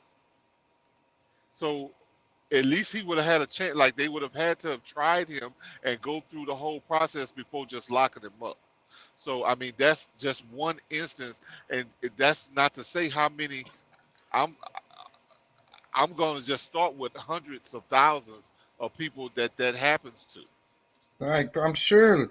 And people just sitting in jail, and they just really like the system is ripping them off because, and you know what's happening right now is they're pushing against the bail. They're calling it, that's like the purge laws, that one of the ones that they're talking Exactly. about. And Because I mentioned that a couple of weeks ago, and I was like, wait a minute, you hear what kind of stuff they got going on? But you have to look at it from different perspectives, because when you hear it, you kind of like, nah, we can't just let that happen. Like, people just gonna come in and out of jail like without no, like they just gonna go in and come out. I mean, and what's every that news about? story, and they've been doing it for a while, they like to highlight a news story where somebody was out on bail or something like that, or didn't get, I don't know, they didn't get a bail or something like that, waiting for trial, and they go do another crime and they kill somebody or they rob something or whatever. They Yeah. commit another felony. And that's what they highlight. And then that's the reason to screw over everybody else. Yes, because That's it's a their market. justification. It's a market. Because I mean, if you think about it, like they're finding ways to make, you know what I'm saying? These people are able to charge, like they're charging money. Like they showed the girl that was in Harris County. Mm-hmm. The judge or whoever that was setting the bond, you know, he started with 1,000, and then he's like, you know, your answer can only be one of two, yes or no. And she's like, yeah. And he knew exactly what she was saying. She didn't use the hard S at the end, so he moves it up to $2,000 Yeah. just for that. Like, these people be playing with people's lives all the time, and it don't make it don't matter to them. Like that's another way that they're able to make you bow at the knee. Like, and that's happening on every level. If you're not really paying attention, like, you know, like I haven't dealt with it personally, but I'm one of those that I learn from other people mistakes or even successes. You know what I'm saying? I don't necessarily have to go through it in order for me to really understand what's happening. And that's how all of us need to be. Like, we see what's going on around us. Just because it didn't happen to you don't mean that you are, you know, void of it happening. So we got to get involved. I mean, there's a lot of stuff that we got, like, that's going on. But Yeah, I want to play this video, but I can't because it's HBO and they're going to be all on my head if I do it. So it was Jon Oliver. John Oliver. Yeah. On last week tonight, and the name of the show was Bail Reform. So, Yeah. but let me read some of the comments. Okay, that's cool. Yeah, 'cause I would say, I mean, it was a good video. Like I said, I learned things that I didn't know before, because, like I said, I was getting suckered by the other side. That's, you know, trying to fight against that. Which, you know, if you really look at the statistics, there's not many people that had the chance that just ends up right back in jail or did some serious crime that, you know, really deserves to either be locked up or paying a bunch of money to be able to, you know, pay for that bail or whatever. So yeah, man, like they really explained how the system is screwing people, and it's really just a money scheme. The first comment, it says, remember, kids, if the penalty is a fine, that means it's legal for the rich. And I ain't gonna lie, you know, I watched this video earlier in the week, and that's where I got the title for the show today from. It's from this comment right here, because whenever I watch the videos, just like I do here on the show, I actually do read the comments. yeah. Well, let me add this, because there's one thing that I think a lot of us forget, is that we're supposed to be innocent until proven guilty. slapping somebody in jail before they get a chance to go in front of the judge. If the cops and the you know what's the lawyers,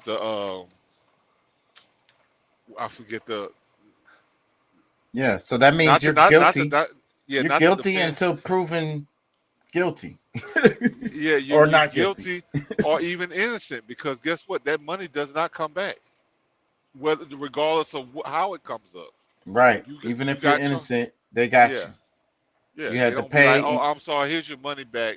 You were proven innocent, No. so And yeah, you might have lost your job, you might have lost your car, got towed yeah. and couldn't get it out. That was one of the guys.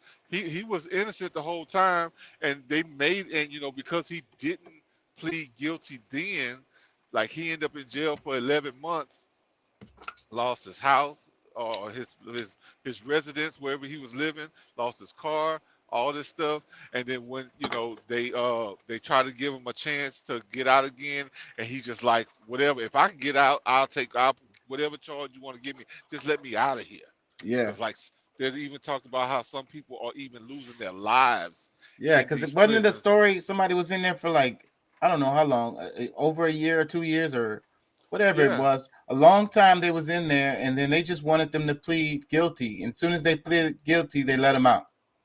Yeah, and that tells you a whole lot about what's really happening there. You know what I'm saying? They just want to be able to hold you there, be able to give you you know, like, because even if you're not locked up, like there's ways of them to lock you up and have control over your day to day by putting you on probation or parole or you know, whatever, what have you. Like, it's easier for them to do that than to even keep you in prison, because guess what? They got restrictions on you. They can put you in for something even harder if you I'm get telling you, they caught. don't even have to lock these people up. They have the house arrest that they do all the time for swanky people. And then, you know, they got the monitors, the ankle monitors. They make you pay for that. So they still Yes, making their money the same way that they would if they had you locked up. exactly. They're making more money off of you because, I mean, well, to some extent, because like, especially if it's full, if the prisons are full, and they can still lock you up, you know, I'm gonna say virtually, because you know, whether it's the just like probation, where you, because some of them that you got to pay probationary fees every month. Uh, in some places, I know in Louisiana, I've seen that happen before, where you got to pay X amount of dollars every month to the probation officer. Yeah. Or you know, like I said, the ankle bracelet, they don't pay for that. You pay for that. You Yeah. know, you got to be paid to. You got to pay them to monitor you. If you every time you get a piss test, you paying for all of that shit.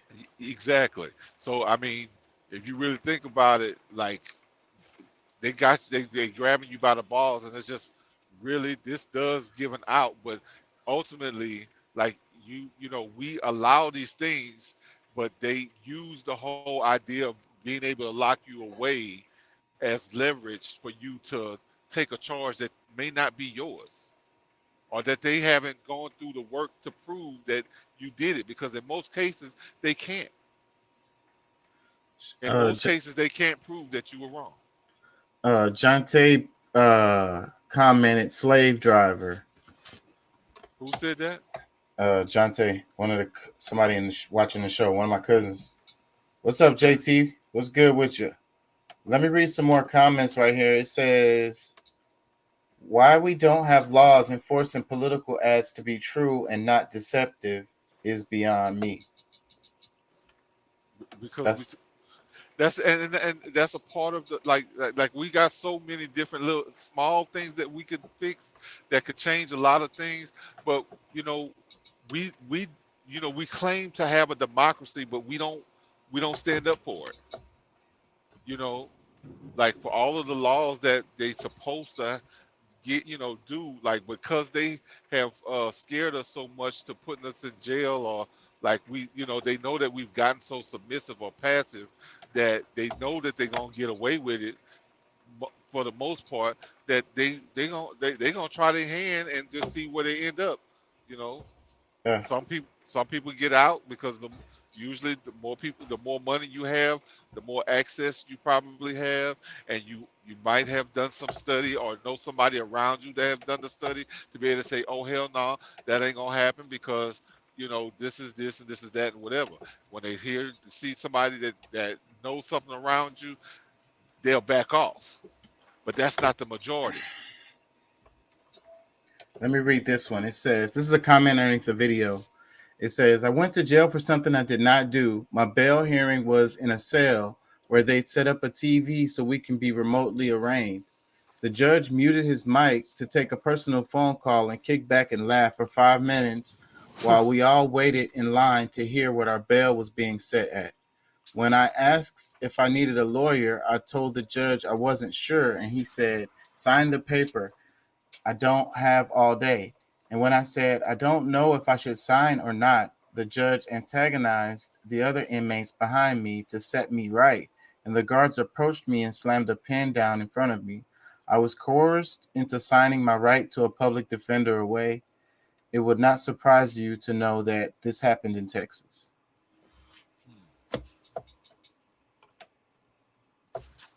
Let me read another comment. It says, happened to me, was 33-year-old student got arrested for a drug situation my now ex-wife, had brought into our home.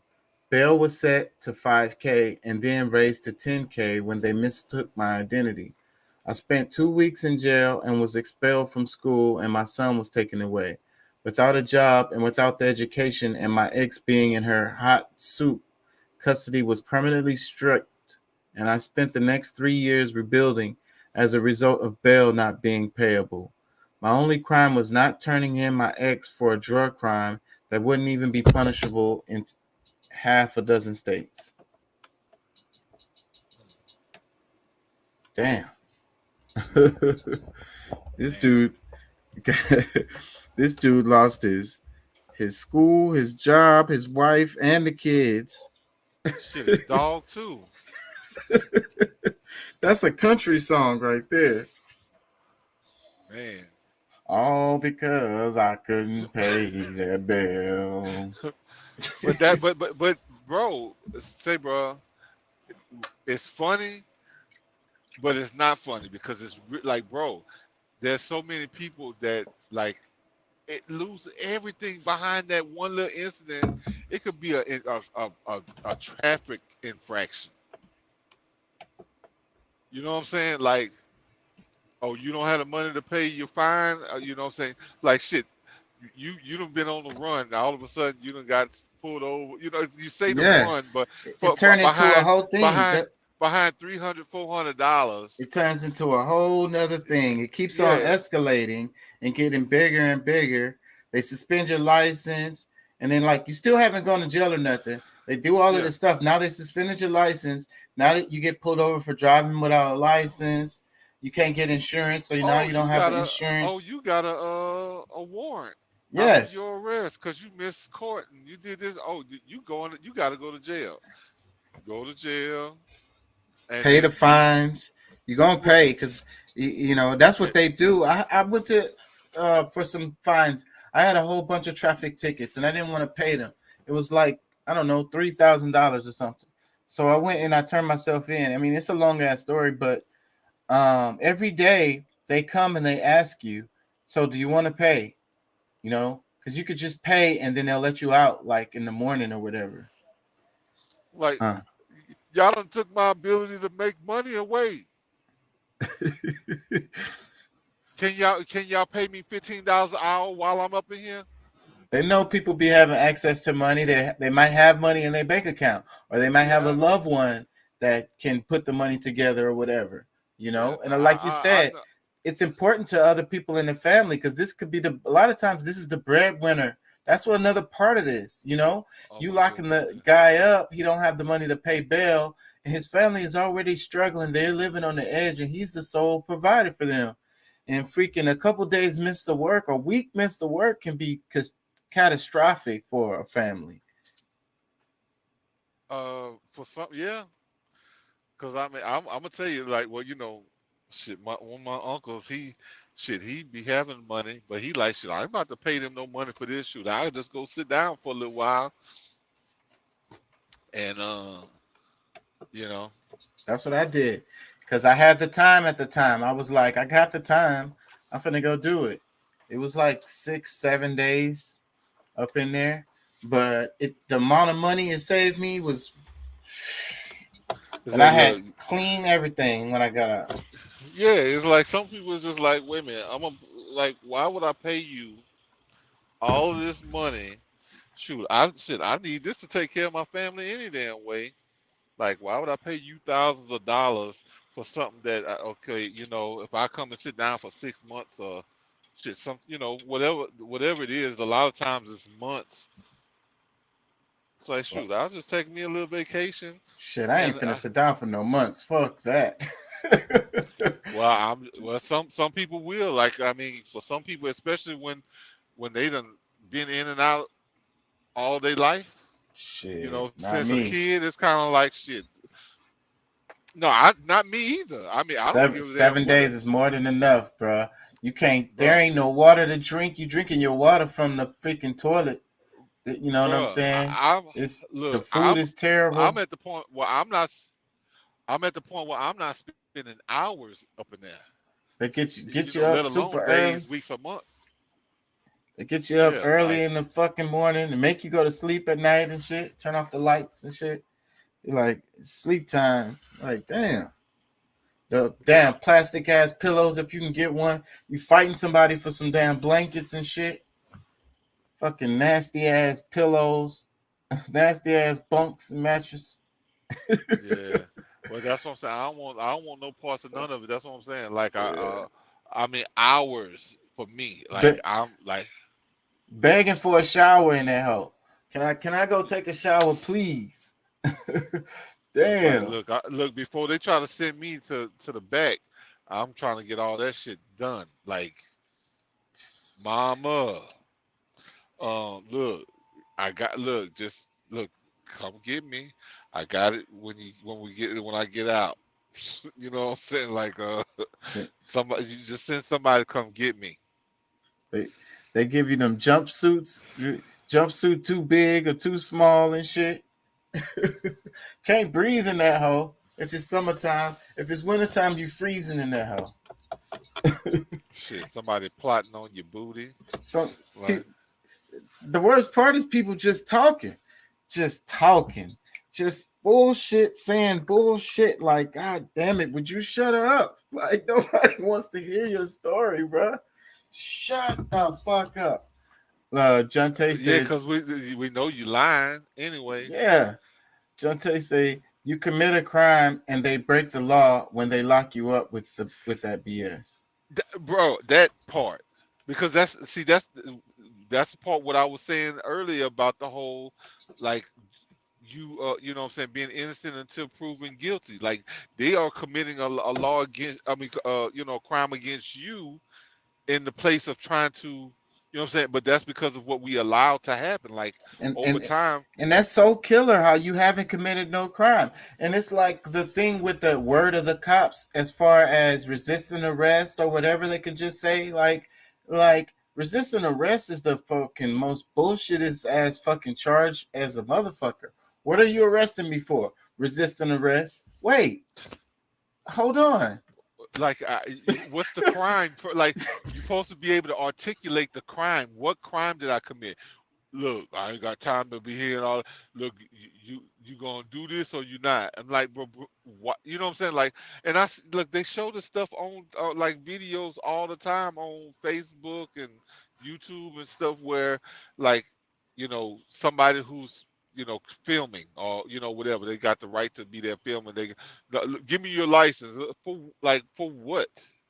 Like, no, what's your name? You know what I'm saying? What you supposed to give me you supposed to identify yourself to me.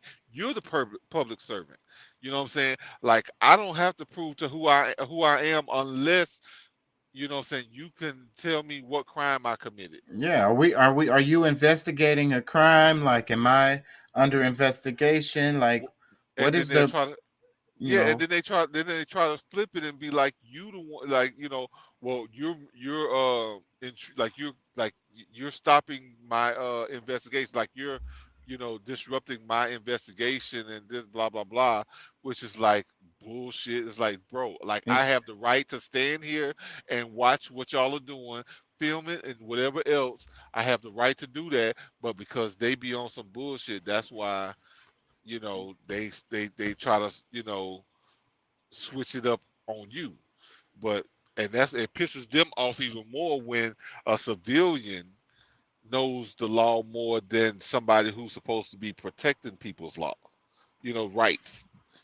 You know what I'm saying? Like y'all don't even know the proper procedure of dealing with some, you know, the public.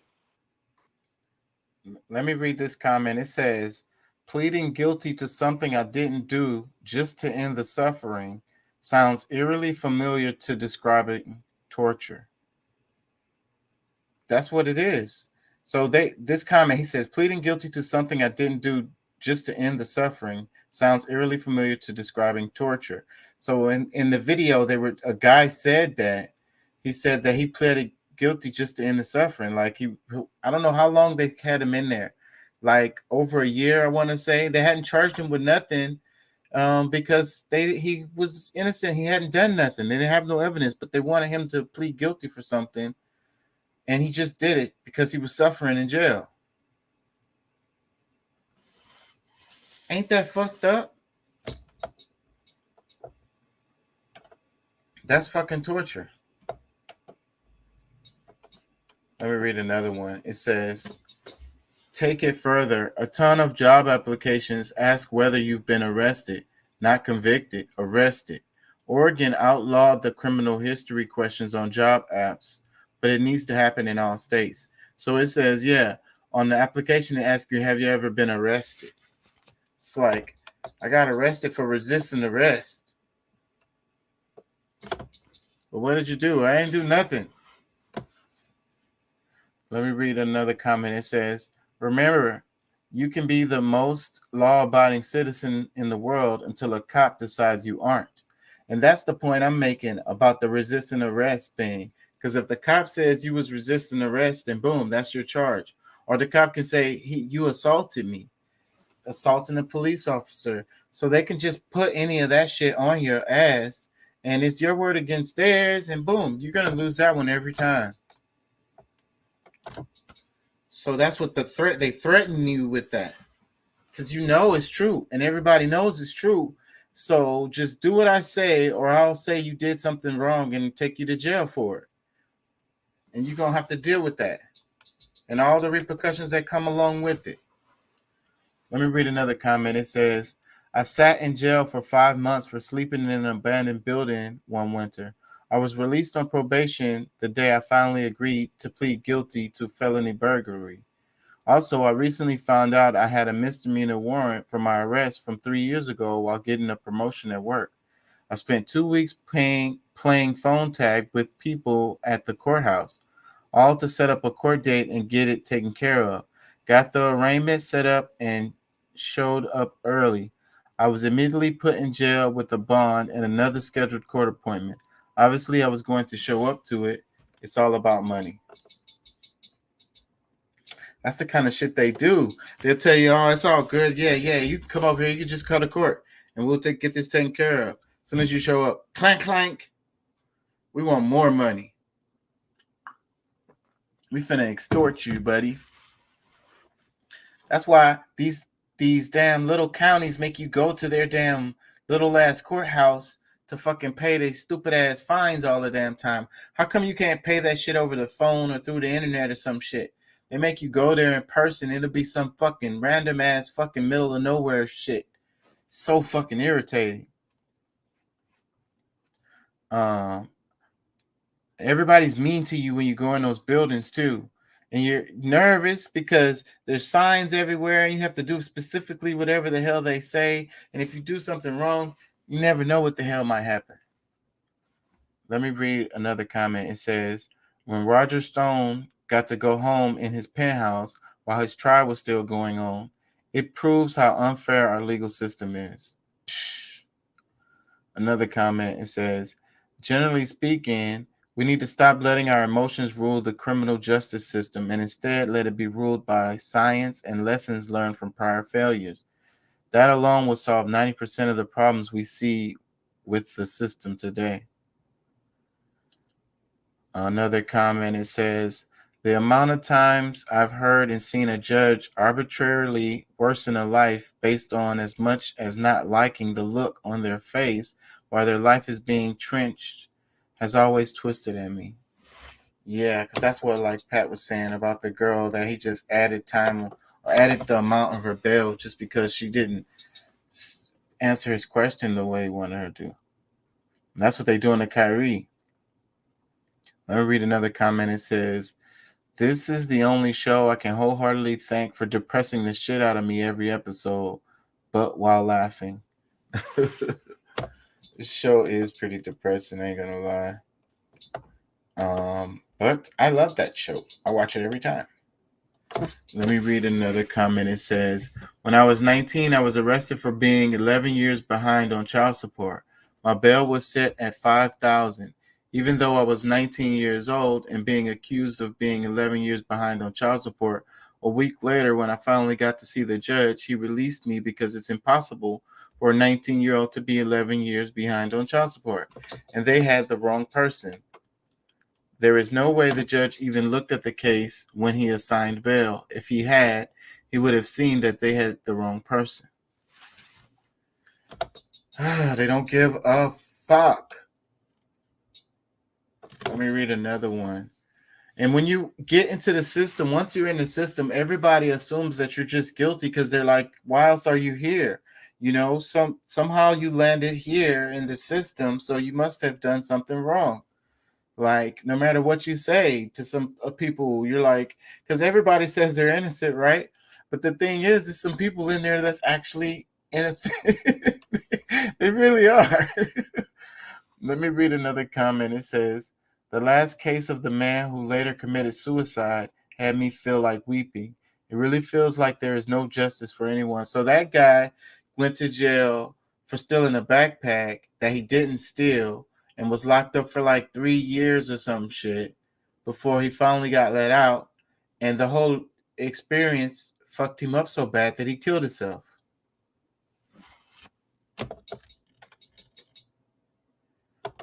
Those are the people who fall through the cracks, right? Well, that's not the cracks. That's the freaking system. And there's so many people have stories like this. Look at these comments that I'm reading. Mouth is dry. This comment, it says, I worked for pretrial services for 7 years, and my job was essentially to figure out who should be released so the judges wouldn't have to. I don't take anyone's view on crime seriously unless they acknowledge that Reagan intentionally created the problem when he gutted mental health funding and relegated those roles to police and correctional officers. Incarcerating people is business now, so we'll have to convince a handful of very wealthy people to stop breaking in truckloads of cash before anything meaningful can be done. This guy, he said he works for I used to work for pretrial services for 7 years. My job was essentially to figure out who should be released so the judges wouldn't have to. He says, I don't take anyone's view on crime seriously. Let me read another comment. It says, I hate that we just let police lie on television and in the papers. I've talked to so many people, especially older people, including my in-laws, who understandably fall for the police propaganda and are constantly fearful of crime and criminals. It's so deliberate how they do this, and showing people facts doesn't change their mind because you're right. The fear-mongering ads on TV are much more compelling to many people. Thank you for doing stories like this because we can't just ruin people's lives for the comfort of people who are afraid of crime. And I think people should be more afraid of the state's ability to take their rights away than of being the victim of crime. The story of that young man who was held for 3 years and missed his high school years was heartbreaking. Another comment, it says, my heart breaks for the story about Kalief Browder. I'm not an American, but I really appreciate the effort John Oliver and his team put into each piece. It raised awareness about topics such as these.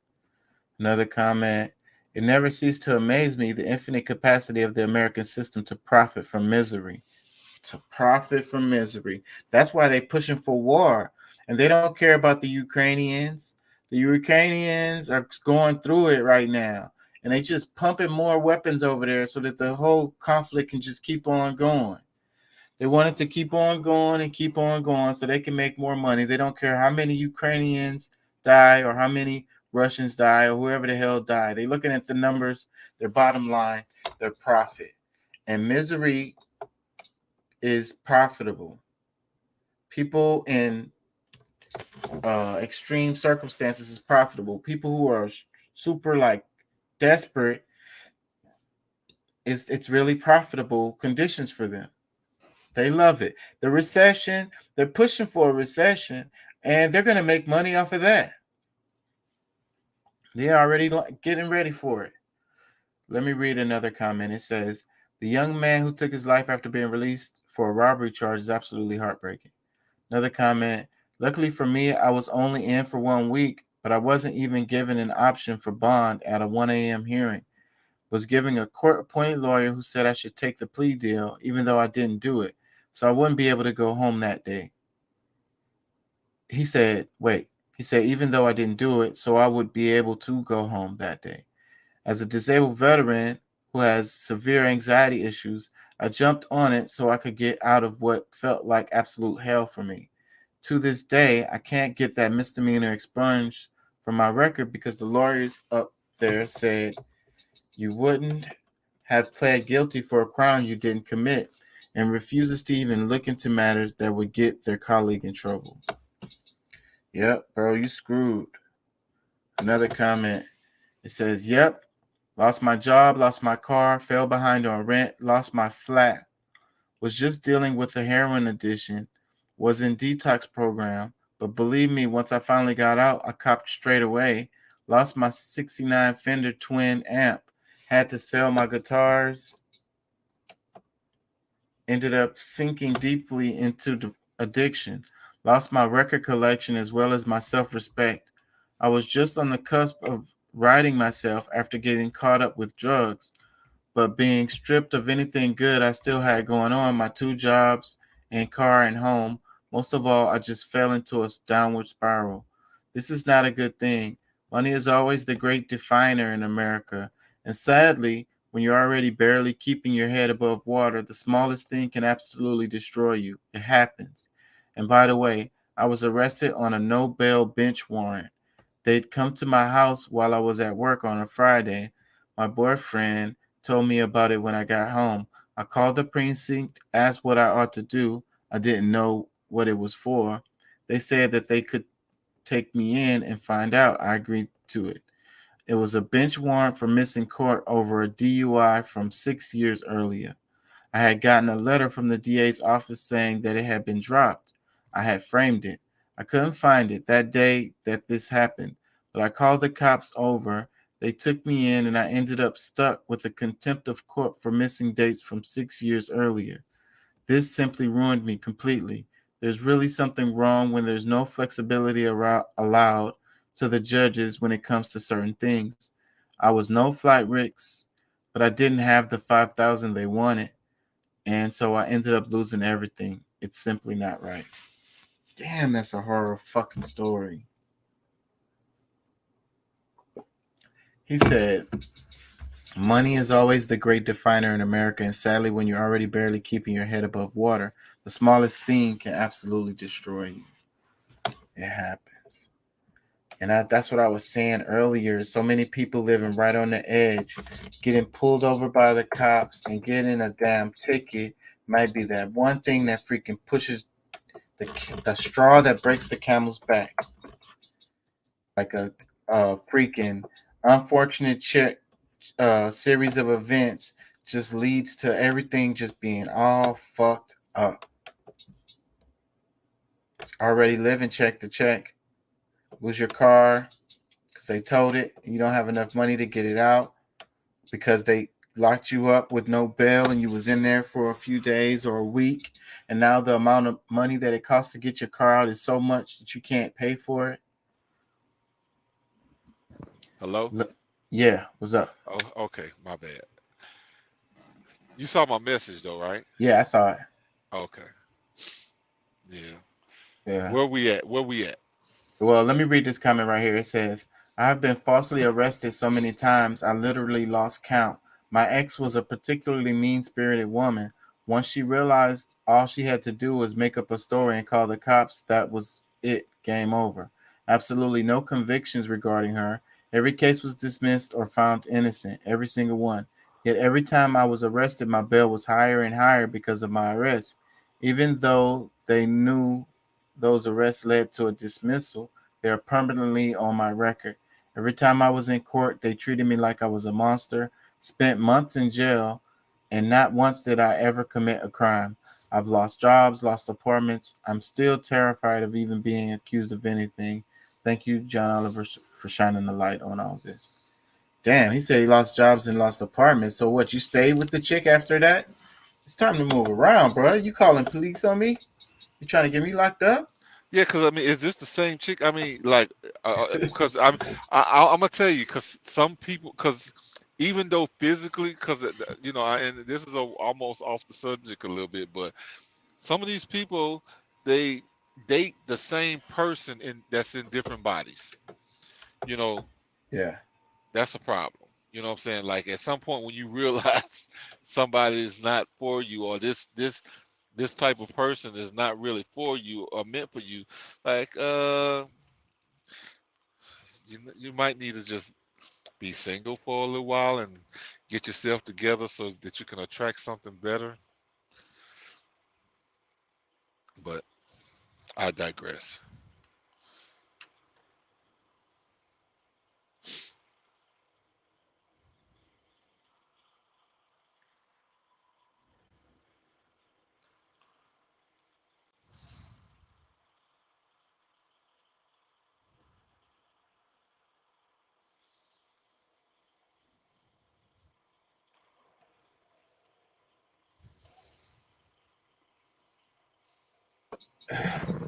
My bad. Had to deal with an urgent matter. I'm back. Yeah, go ahead. Let me read some more comments. These are really good. This comment, it says, Browder is a man whose story has also stuck with me over the years. This country never fails to disgust me. Another comment, it says, thank you for being both moral and ethical with your show, John. I was arrested for something that was ultimately dropped, and my bail was set at $180,000. If it wasn't for my family's help, I would have never got out and would spend my youth in prison. I'll never forget when my mom made bail and I was to be released on Saturday. They kept me until Saturday night, then put a whole bunch of us who were being released in another room with no food or water for 10 hours. That was just to last until the next day, 6 a.m., so that the prison could charge an extra day for the 10 prisoners being released. That's the kind of shit they do. Let me read another one. It says, you're charged with a crime, you're guilty, but also presumed innocent. So it's like Schrodinger's cat. You are both guilty and innocent until someone opens the box and finds out you died because you were locked in a box. Damn. That's what you were saying too, Pat. What you mean? Because he said, you're charged with a crime, you're guilty, but also presumed innocent. You know. How could that be? Yeah. That was a crazy question I was asking myself earlier. Can you be right and wrong at the same time? I think so sometimes. But the truth is only the truth. There can't be truth and untruth at the same time. But I think you can be right and wrong at the same time. Okay. Yeah. Well, I and that's like I had a heavy debate with myself on that. That's my answer. I think I lost. The other guy, he's really smart. Shit. Damn. Can't outsmart that guy. Shit gets me every time. Well, he's swift. I ain't gonna lie. He thinks on his toes. Yeah, I want to read a couple more comments and then move on from this topic. It says, "Thank you so much for bringing awareness to this issue. I was someone who could not make bail and ended up pleading guilty to a felony to get let out. It's a stain on my record and was extremely traumatizing." Damn. Another one, it says, "I was indeed charged with a violent crime I did not commit. It was committed against me. I was able to bail myself out, barely, and it nearly destroyed my life anyway. Lost both my jobs due to it. Ended up in poverty again after trying very hard to dig my way out. This system of government just does not let people make their lives better." Damn. Well, and you know, I gotta be an asshole to some extent because it sounds like, you know, you gotta be you know, I say witty, but I mean, you gotta be smart enough to be able, like, because it's all the decisions we make up who we are. And being, you know, because, you know, a man should not be alone, because some of these things I think that women have some involvement in it, because, you know, I've seen a lot of times when guys go to jail, you know, do I know his full story? But no, but at the same time, a lot of these guys, like the last guy, like, you go to jail because of dealing with a female that really does not have your best interest at heart. You have her in your life.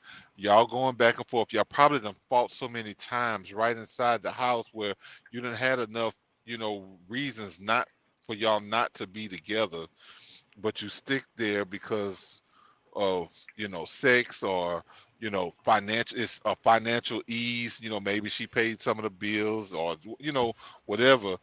Like, you gotta start, you know what I'm saying?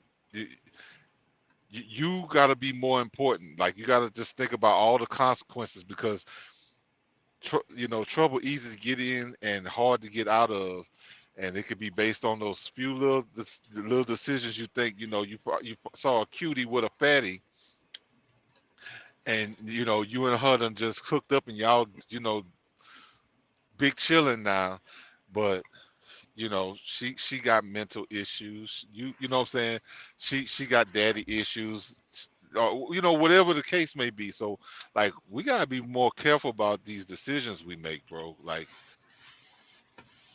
I think some of those things that these people going through could have been, you know, alleviated if they wasn't so, you know, stuck on, I don't know, like. Yeah, but I think the point, you're right. I agree with you. But I think the point is that the system is fucked up. It don't work really. Yeah, well, and I'm trying to get, but my work thing is, yeah, my thing, fucked up. Go ahead. like I was saying earlier, my thing is to, you know, prevent these problems. You know, get to the root of where all these things begin, because, you know, there's certain things that we could do. Okay, you know, money might be an issue for a lot of people, but a lot of times I've seen where, you know, people claim that they having a money issue, but they ain't got no problem going to buy some weed or going to get some alcohol, or, you know, going to the party when they could have been saving to do some of the things that would have made their life easier, and could have avoided certain other situations. So I've seen too many examples of that to where I can't just ignore that facts. Like, I've seen it too many times for me to say that it's just, you know what I'm saying? Because, like, I know people who could have prevented their issue if they were just more tactful and smarter. You know, if they, you know, wasn't so caught up into that moment to where, like, they're, you know what I'm saying, they can't see the woods for the damn trees. There's two more comments I want to read. This one, it says, "As long as jails are privately owned, changing the laws are close to impossible." So that's the root problem right there, is the private prisons and making a killing, you know, and they got lobbies and in that can push the Congress people? Well, yeah, these amendments and different, because the laws are usually pretty fair. It's the amendments around the laws, it's the legalities around that law that makes the difference, really. So, but point taken, I get it. So the last comment, it says, we don't have a justice system here in the U.S. We have a legal system, which is a terrible, terrible difference. So, see, he's making my point. Mm-hmm. Yeah, I think that's what you were saying. Yeah, man. Anyways, yeah. So you watched that video. Did you see? Was there any other ones that you had ended up catching? That I sent? I think I saw. What was the? Let me see. What was the other one? You sent another one that I think I would have to go back and see what the name of it was, because I think I did. That's what it'll refresh my memory if I was told the. Because like I said, I'm into all these different things. Like, you see all the shit I send you. Yep. And then, of course, like I'm still trying to get acclimated to the Activate thing, and or at least remember that. But I remember you sent something else there, because the one about the grocery stores. I kind of wanted to talk about that. Did I talk about that in the other show? No, we said we was going to talk about, because I think we were supposed to talk about it last night, because we ran out of time the night before on Wednesday. But yeah, let's go into that. You know what happened last night? I'm Matt Stoller, author of Yeah, let's go into that. So the name of that, the title of this one was, "Will We Let Billionaires Loot Our Supermarkets?" Because there was a merger with Kroger and what was it? Albertsons. Man, don't give me the name. But more and more. That's it. That's the two, Kroger and Albertsons. I think Kroger's going to buy out Albertsons. Yeah, so that's another big merger. And when we already have a real consolidated market in the grocery store market. Yes. And then when you look around, that's what they were saying. You're going to look around and you'll see monopolies in each market. And this is another thing that's driving inflation, is what they're saying, because these companies, it's only 3 or 4 companies that are doing whatever the hell, all of our food or whatever the hell it is. So, they get and their prices just so happen to always line up with each other, just so happen. And other things related to that is, it's going to make your variety less, because they're streamlining this shit and making it corporate, so that whatever makes the most money is what they're going to put on the shelves. So there's not going to be necessarily the healthier things, And another issue is the supply chains. Whenever there is an issue for these big chains, then that's going to affect the stores like all across the damn nation and shit. Yeah. Well, I mean, they try to give the argument that, okay, because there's 1 or 2 stores in that town or city, that, there's competition. But in a lot of cases, just like what they're saying now, because Albertsons, because I mean, for us, there's, I don't see very many, but HEB, I guess, would be like more of the one that, HEB and what else? Shit, Sprouts. That's it. Sprouts, Randall's, and you got, and then you got Walmart. No, what's the the one that in Texas anyway? The that's mostly in the Latino. La Michoacana? No, Fiesta. Fiesta, yes. So, those are the different ones I guess we have in Texas, which, I don't know if any of them have any connection with each other, but it would be kind of the same if any of those got together. But they're talking about is making competition, but it's really not Right. because it's given it's given the visuals Appearance. of the appearance of a competition, but when they're working together and like even when you have a Walmart in that town, Walmart really ain't tripping, because I mean they are, they're like some not really producers, but like they probably have their hands in so many different things that I mean if you think about it, they got the Kraft macaroni and then they got the Good Day macaroni. They probably made in the same plant. They just got different names on it. So, this can happen, especially when you talk about billionaires. Walmart could actually almost pull themselves out because they do so much of the distributing that they don't necessarily have to have a store. You know Yeah. what I'm saying? So then that's another part of this is what I was gonna say was this creates food deserts more too, because they're so corporate. They choose where they want to put these stores based on their damn computer models or whatever the hell, not related to what the hell is gonna really serve these communities.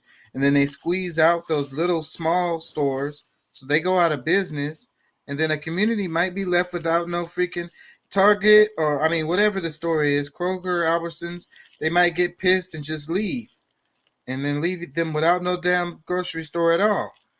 Yeah, They'll because be most of them are a subsidiary of another. You know what I'm saying? Like, let's just and say Target has its big stores, and then there's somebody that's dealing, that deal with the same type of products that Target does in maybe a smaller setting. You know what I'm saying? Um, yeah. So then Walmart's doing the same thing. so the Walmart competes against those little mom and pop grocery store, and they'll put a little small neighborhood Walmart next to it, and they can't compete because Walmart has the purchasing power to buy all of this stuff in bulk, so they can sell this stuff at lower prices that those corner store, those smaller grocery stores won't. They can't do it. They literally can't do it. They pay more for the stuff that they buy themselves. Exactly. They could go buy the shit at Walmart. Yeah. I mean, because you think about, supply and demand makes a big difference, especially on that level, because, you have, somewhat have an appearance of a small town store, but when you have the backing of a nationwide or worldwide, really a worldwide uh, conglomerate, like, shoot, you getting things pennies on the dollar, where another company that might provide the same product with the same name or different, that's paying shoot $1 more for each one. So that's then it creates these food deserts, and the people end up buying their food from gas stations and shit like that, like small little corner stores, and then the markups are even more higher for the cost of that stuff, and the selection is way less, and the quality is way less. So that the community get taxed again. yeah, I'm hoping we can get out that stuff together, man. I really want to see us getting our own supermarkets and spread it across the world. I mean, That would across the be country. there's an open market. It's a monopoly, so that it ain't an open market, but it would be an opportunity like everywhere for grocery stores, because especially in the black and brown neighborhoods, like it's only fast food places and damn gas stations and shit. Like they literally don't have no grocery stores. Literally. Literally. Yeah, because the most you get in a lot of these neighborhoods is because you might get some essential stuff, but it's marked up so high. You can go get bread, you can get little sandwich meat, you can get your mayo, your mustard, cereal, like certain cereals.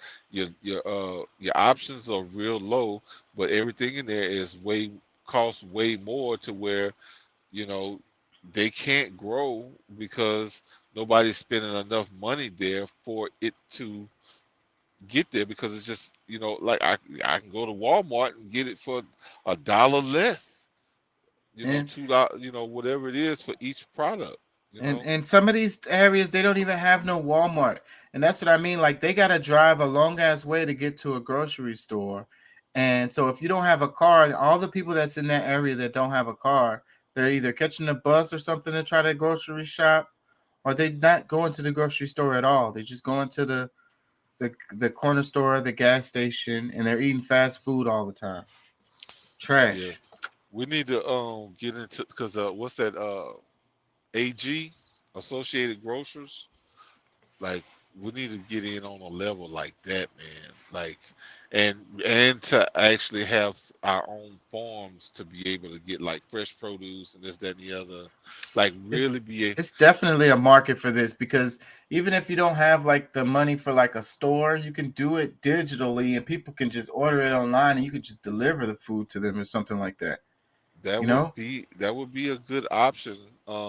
you could just have a staging site for your, you know, your 'Cause I mean, produce and stuff. if you think about it, a lot of that stuff was happening in the early 1900s. I mean, people, you know, like they used to make a call to the grocery store, the store, the supermarket, whatever, and somebody come and deliver it to you.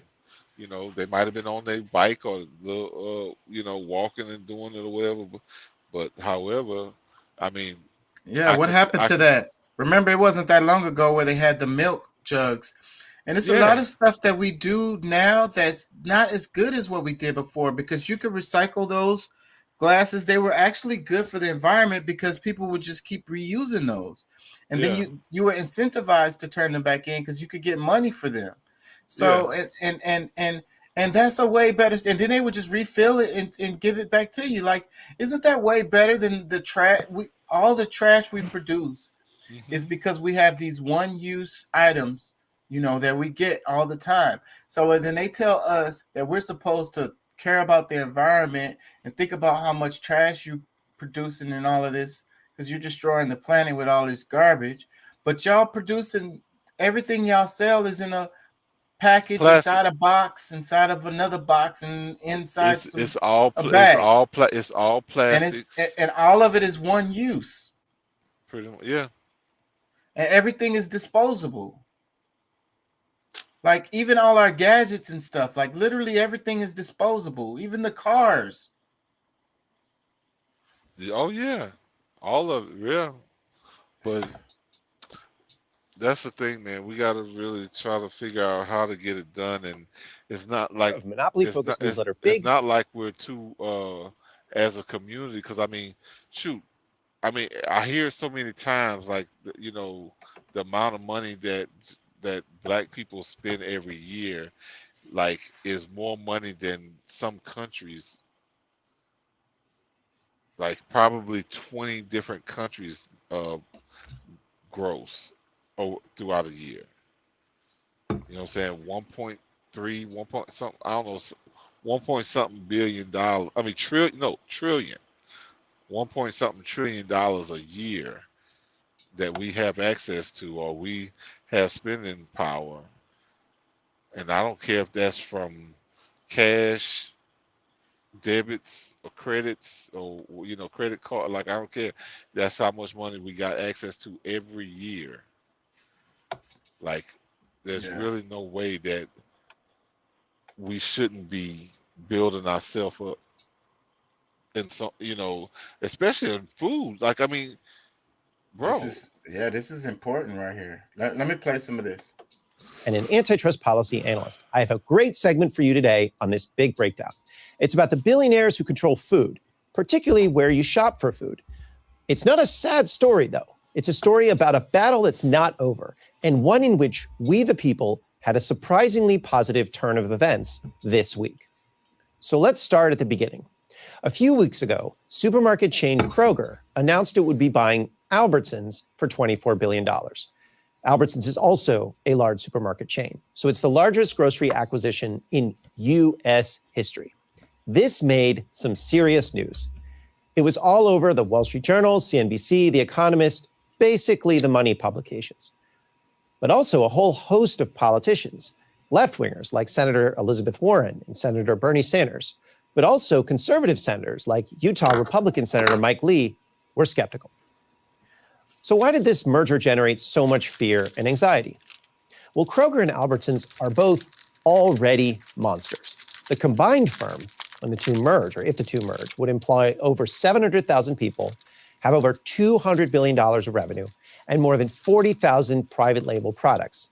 It would own and operate brands such as Safeway, Ralph's, Smith's, Harris Teeter, Dillon's, Fred Meyer, Vons, King's, Hagen, Tom Thumb, Star Market, and Shaw's, among others. And the combined supermarket would probably end up closing or selling about 650 stores, leaving a lot of places without a grocery store. The Kroger-Albertson deal would also be the capstone to a broader trend. Over the last 30 years, supermarket chains have consolidated the nearly $1 trillion grocery industry. Groceries are not just a big business, but a critical one. Everyone's got to eat, and whether we eat healthy food or not is in many ways up to the dominant firms in the industry and what they choose to sell and not sell. Okay, here's a chart from the Department of Agriculture showing the broad centralizing trend. And though industry-wide mergers are common, the USDA explicitly called out Kroger for its acquisitiveness. Also, I want to give a shout out to Canadian watchers of Breaking Points. Canada is highly concentrated in the grocery sector as well. I'm talking about America, but the same problem is there. Okay, so would this combination of Kroger and Albertsons create a monopoly? I mean, Walmart is the biggest supermarket in the country, so it's not like the new firm would lack competition. Or is it? Well, it depends on how you look at the industry. See, there are three markets roughly in which supermarket chains operate. The first is at a national level. Supermarkets buy from consumer packaged good companies, meat packers, food processors, basically all the stuff you need to run a large supermarket chain. So that's one market. The second is at a local level. Consumers shop where they live. If there are 2 stores in a city, there are only 2 competitors in that city, even if there are stores in other states. It's not like somebody in Boston is going to drive to Seattle to shop for groceries. So even though there could be competitors or firms with different market share nationally, it doesn't necessarily make them competitors. Now, the third market is for supermarket and warehouse workers. And this too is local. People work where they live. Now, all of these different markets will come into play in analyzing this merger. There's been tremendous concentration on both a national and local level already. As Errol Schweitzer at Forbes noted in an excellent piece published immediately after the deal came out, quote, there are already 30% fewer grocery stores than a few decades ago, and most major metropolitan areas, with the exception of New York City, are heavily concentrated among just a handful of grocery chains. So there's a lot less grocery stores than there was 30 years ago. And one of the reasons is because of the consolidation that's happening within the industry. So they streamline their business with a national model in mind. Therefore, wherever they can make the most money is where they put the stores. And the other places just get left out. So, you know, if you think about it, it's so many less grocery stores. What does that mean? That means that it's more food deserts out there. It's more areas where people don't have access to healthy food. Or any food. I mean, you know, in their community. Yeah. Like some of them are having to go outside of their own community to be able to get any food. So, you know, they might have some fast food stuff, you know, little stuff you can waste a bunch of money on. And usually not healthy. Most likely not healthy. So, and then this, I can't help but to think about the pharmaceutical industry whenever we talk about food, because, and then they say the Food and Drug Administration, so they go together. Hand in hand. So then you got these communities that are out there who don't have access to healthy food. They're going to get sick. They need pharmaceuticals. Dun. We're going to make money off of you both ways. The plot thickens. We're going to make money off of you coming and going. Because it's a setup. And that's the thing, like, because I mean, I know that a lot of people have heard the same theories that I have, as far as why some people are buying up all of the farms, and like this thing that's happening with the grocery stores, because access is a big thing, and you controlling the access, what people can get, that is like, that's warfare, really. You know what I'm saying? Like, if you really look at it, like, this is warfare. Because if you want to control the food, you're going to control the masses. When shit hit the fan, whoever got food is going to be on top. But once the money don't mean nothing, fucking food is everything. All day. And that's why I think, shoot, our grandparents, great grandparents, like everybody before them, I guess to some level, our parents, some of them might have had some their own gardens and stuff like that. It was so common, and I would say, all of my grandparents had gardens. Mine too, yeah. Shit, we had fields. Like, it wasn't just but I mean, even you had personal, those little, because my people had fields too, because they was country. That's what I'm saying. Yeah. On my daddy's side, but they also, they had little plots and little personal gardens. They all had personal gardens. Yeah, we had grandma. We had a little garden in our backyard in Baton Rouge, but we only had like a little acre right there. So I'm talking about, what I'm saying, but I'm saying my grandparents. But that's those little, that's what everybody should and probably was doing. Everybody knows, like, if you got a little personal garden, like, you're not gonna depend on that garden, but you have that no matter what. But I mean, it's still, I mean, for a good bit, like, it really supplements a lot of, like, money that you know what I'm saying, if you growing this, that, and the third, greens,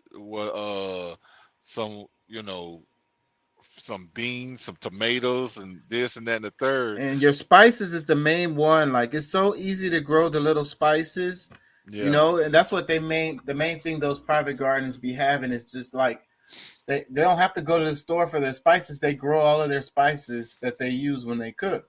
And it's and it's fresh, and yeah. And that's super easy to grow, and it, those bell peppers take small amount of space to grow that. Yeah. So you can even do that in pots. Yeah. So I mean, but that's something that I think that we've really taken for granted, and we've given away most of our power with just like the simple, like, they know they got us by the balls. Seeds. If we don't have, before we even get to seeds, but if we don't have no personal gardens like our grandparents had, or even the big gardens having farms and shit, we don't have none of that, and all we completely rely on the grocery store to get our meat and vegetables and fruits. So like, let me ask you. So why are they trying to get us to register our garden? Yeah, like I mean, and a lot of HOAs don't let you do that. They'll say it's against the homeowners association, even if you have it in your backyard. Yeah, I mean, well, and I think if you have it in your backyard, but I think even some don't even want to see you with too many plants, like pots, and because I mean, to me, it's like, okay, I'm not digging up the grass. I could, what I'm saying, like, I could sell these things. You know what I'm saying? They could be gone tomorrow if necessary, but just having that, like, for whatever reason, they're trying to control what you can have and what you cannot have is. And it's so controlling because it's connected to the mortgage. Because it's like you feel like you own your property when you're buying your house, and they tell you that you do, but you don't, because they have all of these stipulations, and they could just take your house based on the taxes. You know what I'm saying? And you can't even deal with your property the way that you want to, as far as planting a garden or having pots around or whatever. Cause So that's my whole thing. I can't live under those. Like when I moved to Texas, I was somewhat horrified at some of the stuff that I learned once I got here. Got to Texas was like, wait a minute, HOA. Who is that? You know what I'm saying? And then you start getting letters, oh well, you did this. Because I mean, we grew a few things in our on our patio, and they try to say something about it. I'm like I'm not even, I didn't even dig up, I didn't take nothing away, you know what I'm saying, like nothing. But they that's still, crazy. So that's what I'm saying. They got us by the balls with it, and this is one of the ways, and it shows really clearly, how much control they have of us. If they just move the grocery store right out of your town, just be like, fuck you, yeah. and you just gonna have to deal with it, But where I was living when we met, and shoot, I could walk to the grocery store when I was there, but I think it's still there, but it's definitely changed. That whole area has kind of changed a lot. Like it's not what it was when I first got there. But And we're so dependent on this shit. So like, what if one of these went out of business? I bet you they would bail them out just like they did the banks, because they're gonna be like, we can't let Kroger's go out of business or whatever. We can't let HEB go out of business. People are gonna starve. So we're gonna use your tax dollars and we're gonna keep them going. that kind of depends, because I mean, like I said, the social structure is not picked by the socialites. It's picked by corporate entities and government powers on how things are going to be handled strategically. Like these people, like, I mean, we can't sit here and act like everything that's happening is just by happenstance. They've been planning this a long time. Let me read some comments, because this first one, it says, I remember when monopolies weren't allowed in America, but now that billionaires own our elected officials, they are able to purchase our country. So this is it, and I remember reading about it when they when it was illegal to have monopolies here in the States, and they would bust them up.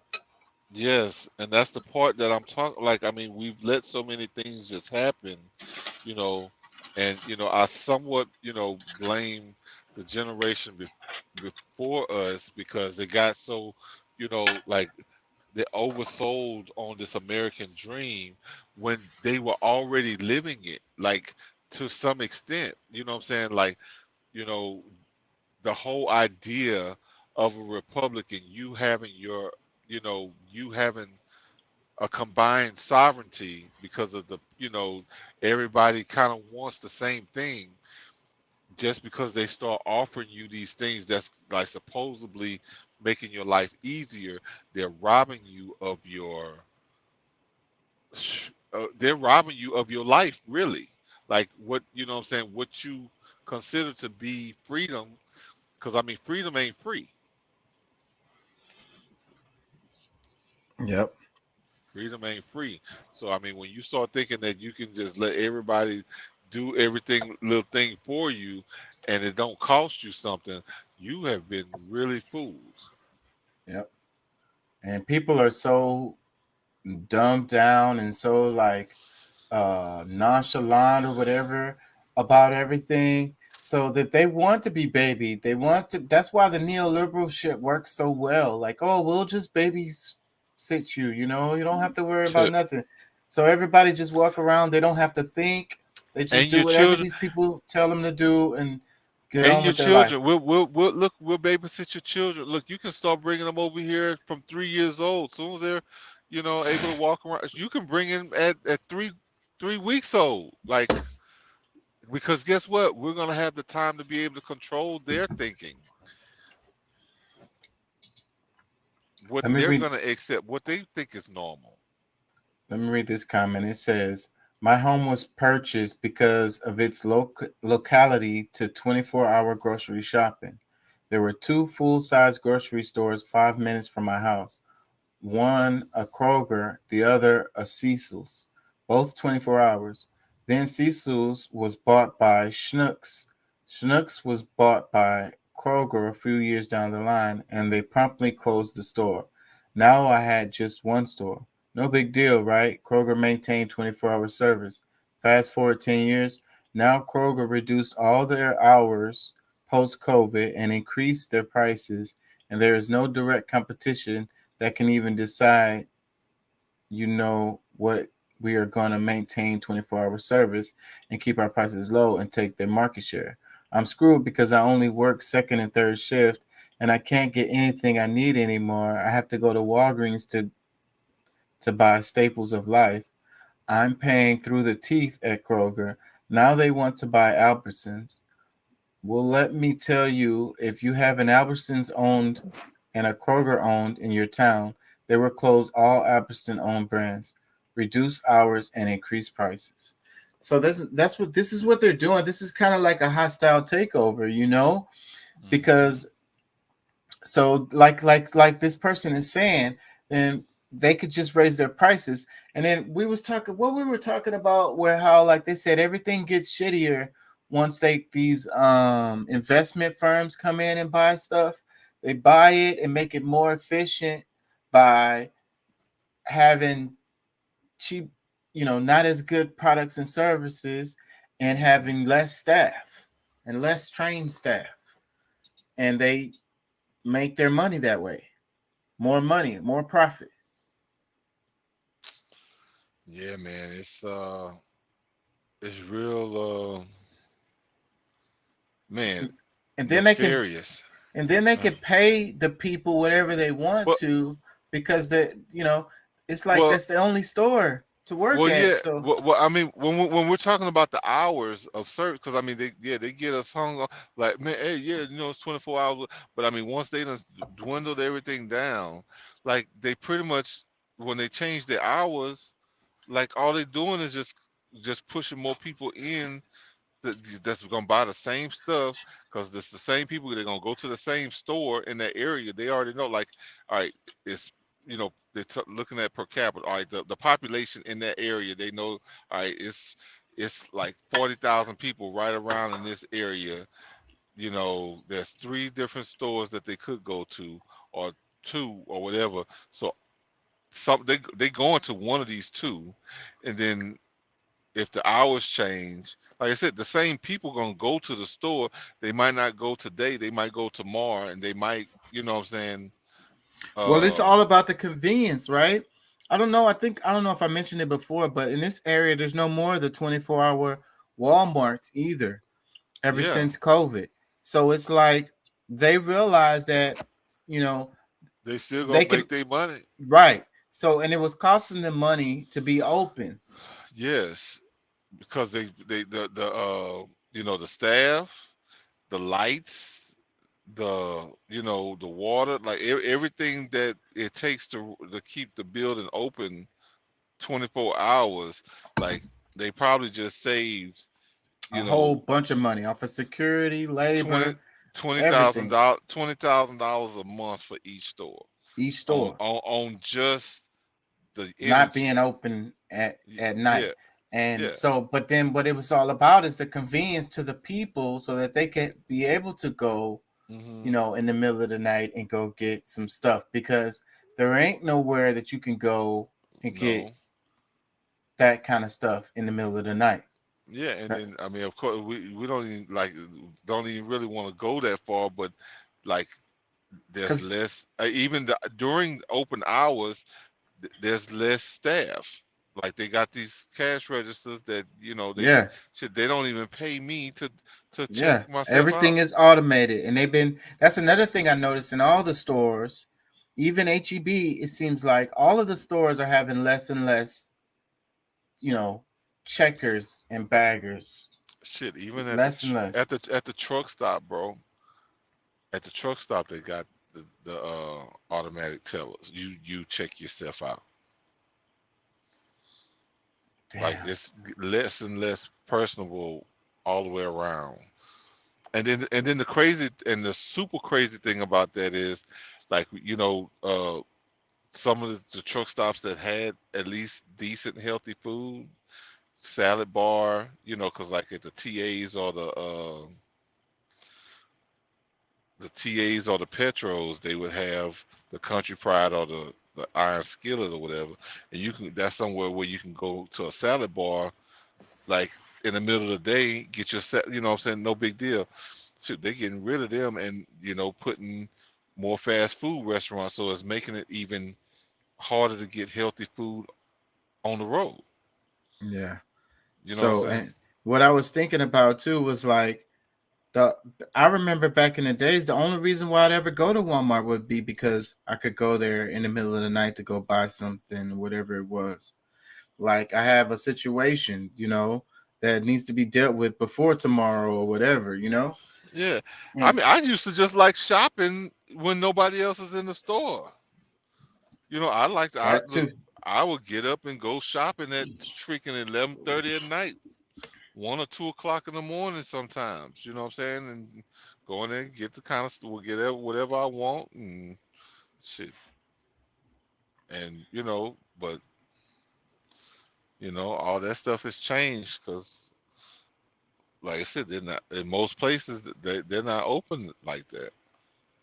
And they're pinching us, man, all different kinds of ways. Let me read another comment. It says, "We've become a nation so deeply conditioned to the normalcy of the existence of big business that I doubt much of the general public will question the specific merger.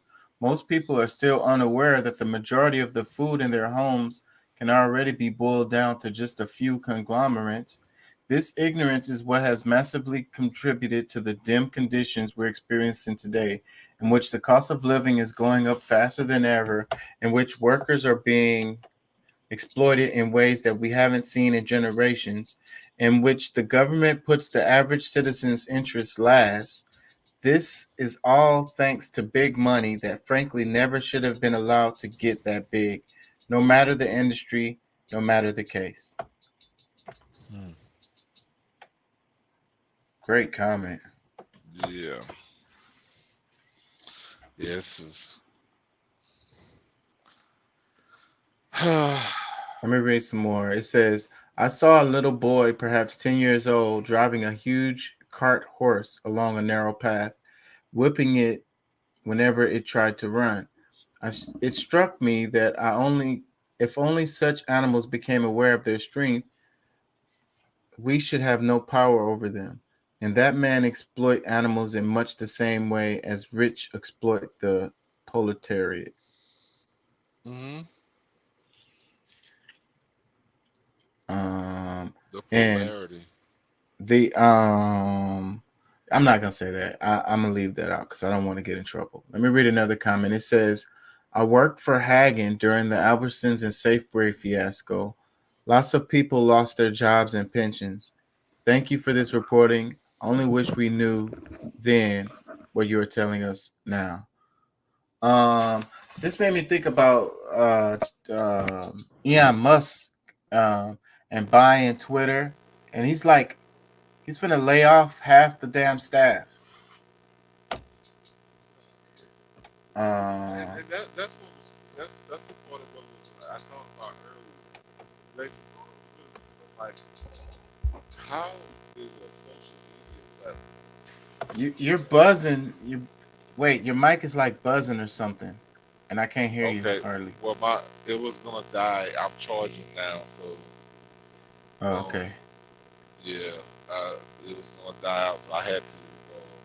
But however, like, how is Twitter worth more than our food source? Is it really? Because I mean, Kanye did say data is worth more than anything else. Did he say that? Yeah. And so, but they're saying that Twitter is not really worth anything, that Elon Musk kind of got screwed. Well, by him, because see, he's trying to. I think you know, he's trying to do a good thing because the money is really, you know, the money's not really working the thing to begin with. But the fact that we're losing free speech, I mean, anybody that says something against the main power structure gets shut down. And, you know, what can we do about it? And I guess he assumed that if he had if he had control over the platform, he could stop that at least in that arena. But, you know, I think one of the things that he overlooked was the fact that, you know, just like they doing Kanye and they doing Kyrie, like they'll do it to you too if you know what I'm saying, especially like if you're trying to publicly go against the structure, because they're already kind of canceling out a lot. Because I mean, I think they mostly make most of their money, just like most media companies, is through advertisements. So I mean, if people are backing out of doing advertisements, this, that, and the other on that, like that's gonna make things drop real fast. Well, they talk. And he said he hadn't even changed anything yet, and they're already starting to try to. Well, something is changing. It's going to cost you $8. I think they said $8 a month. $5 a month for your blue check. If you have a blue check, you have to pay $8 a month or some shit for your blue check. It's not for the average users. It's for the influencers. So y'all that's making all this money for being on a platform, y'all just need to give back. $8 should be nothing. Yeah, I'm okay with it. I mean, I shouldn't have to pay. I don't have no damn blue check, and I would like to have a blue check, so I probably would be okay to pay $8 for the blue check. Yeah, I mean, for everything that it offers for them to be there, all of the promoting that they do on that platform. I mean, I mean, you know what I'm saying? It's like, is it worth being here or not? Like, I mean, you know, you're benefiting from the platform. Why can't, you know what I'm saying? Like,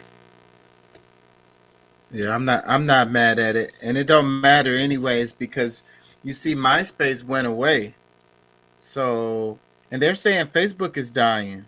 They're saying the metaverse is dying.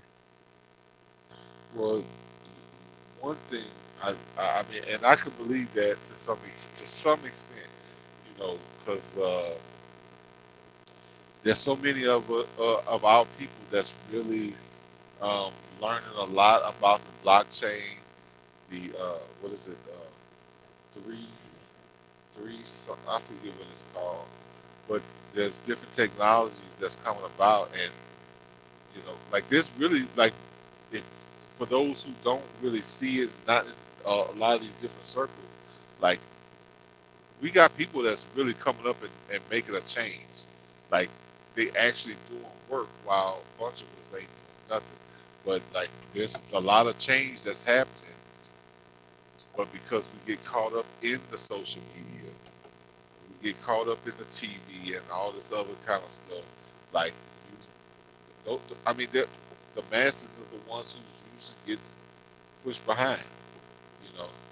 But it's a bunch of people that's on social media that is going too, because you know they use it as an outlet, a platform, or whatever. They use it for business, not just to play. So, but there's a lot. I promise you, like there's a lot of change going on, whether you see it or not.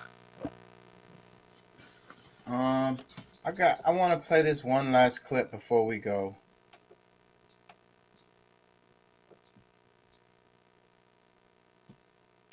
Oh, I'm not sharing. Hold on. My bad. Thought I was sharing. I got one last clip I want to play, and then we're going to wrap it. You see what I'm saying? A lot of people don't talk about slave breeding, that dehumanizing terroristic act that those slave owners made our sisters and our brothers go through to create a population of more slaves. You see what I'm saying? So they took them through they had a slave breeding farm. They had the creation of breeding farms. Two of the largest slave breeding farms in the United States were on the eastern shore of Maryland and right outside of Richmond, Virginia. They literally bred black people like cattle. they would have a strong black man have sex with a healthy black woman. That woman could be his mother, his sister, his aunt, his cousin. It didn't matter because the end product was produce a child that I can sell, bodies that I can sell and ship down to Mississippi, Alabama, Georgia, South Carolina, North Carolina. It was a business. Thank you again, my brother, for coming on. Always blessing. You know what I'm saying? We got to make America pay for the process of slave breeding. You know? All right. What you think before we go? You there? Yeah, I mean, you know, I've heard that that's one of those things that they did. I mean, the term MF came from that very act. You know what I'm saying? But you know, sons with mothers, and this, that, and the other. It didn't. You know, it was just a matter of trying to breed it bigger, than that. You know, stronger, whatever. But you know, I think we need to realize that we still got slavery going on, and it's becoming a choice. If it wasn't a choice before, it's definitely a choice now. A bunch of people like you're seeing right now, Shaq making a choice, Barkley making a choice.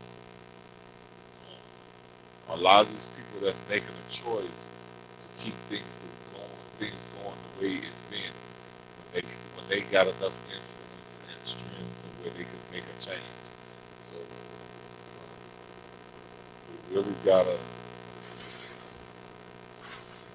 stand up and not allow the things that our ancestors went through to become a reality for us, because they sacrificed everything they had in order for us to have something different. And there's too many things available to us that if we don't take the opportunities that's available, you're choosing to.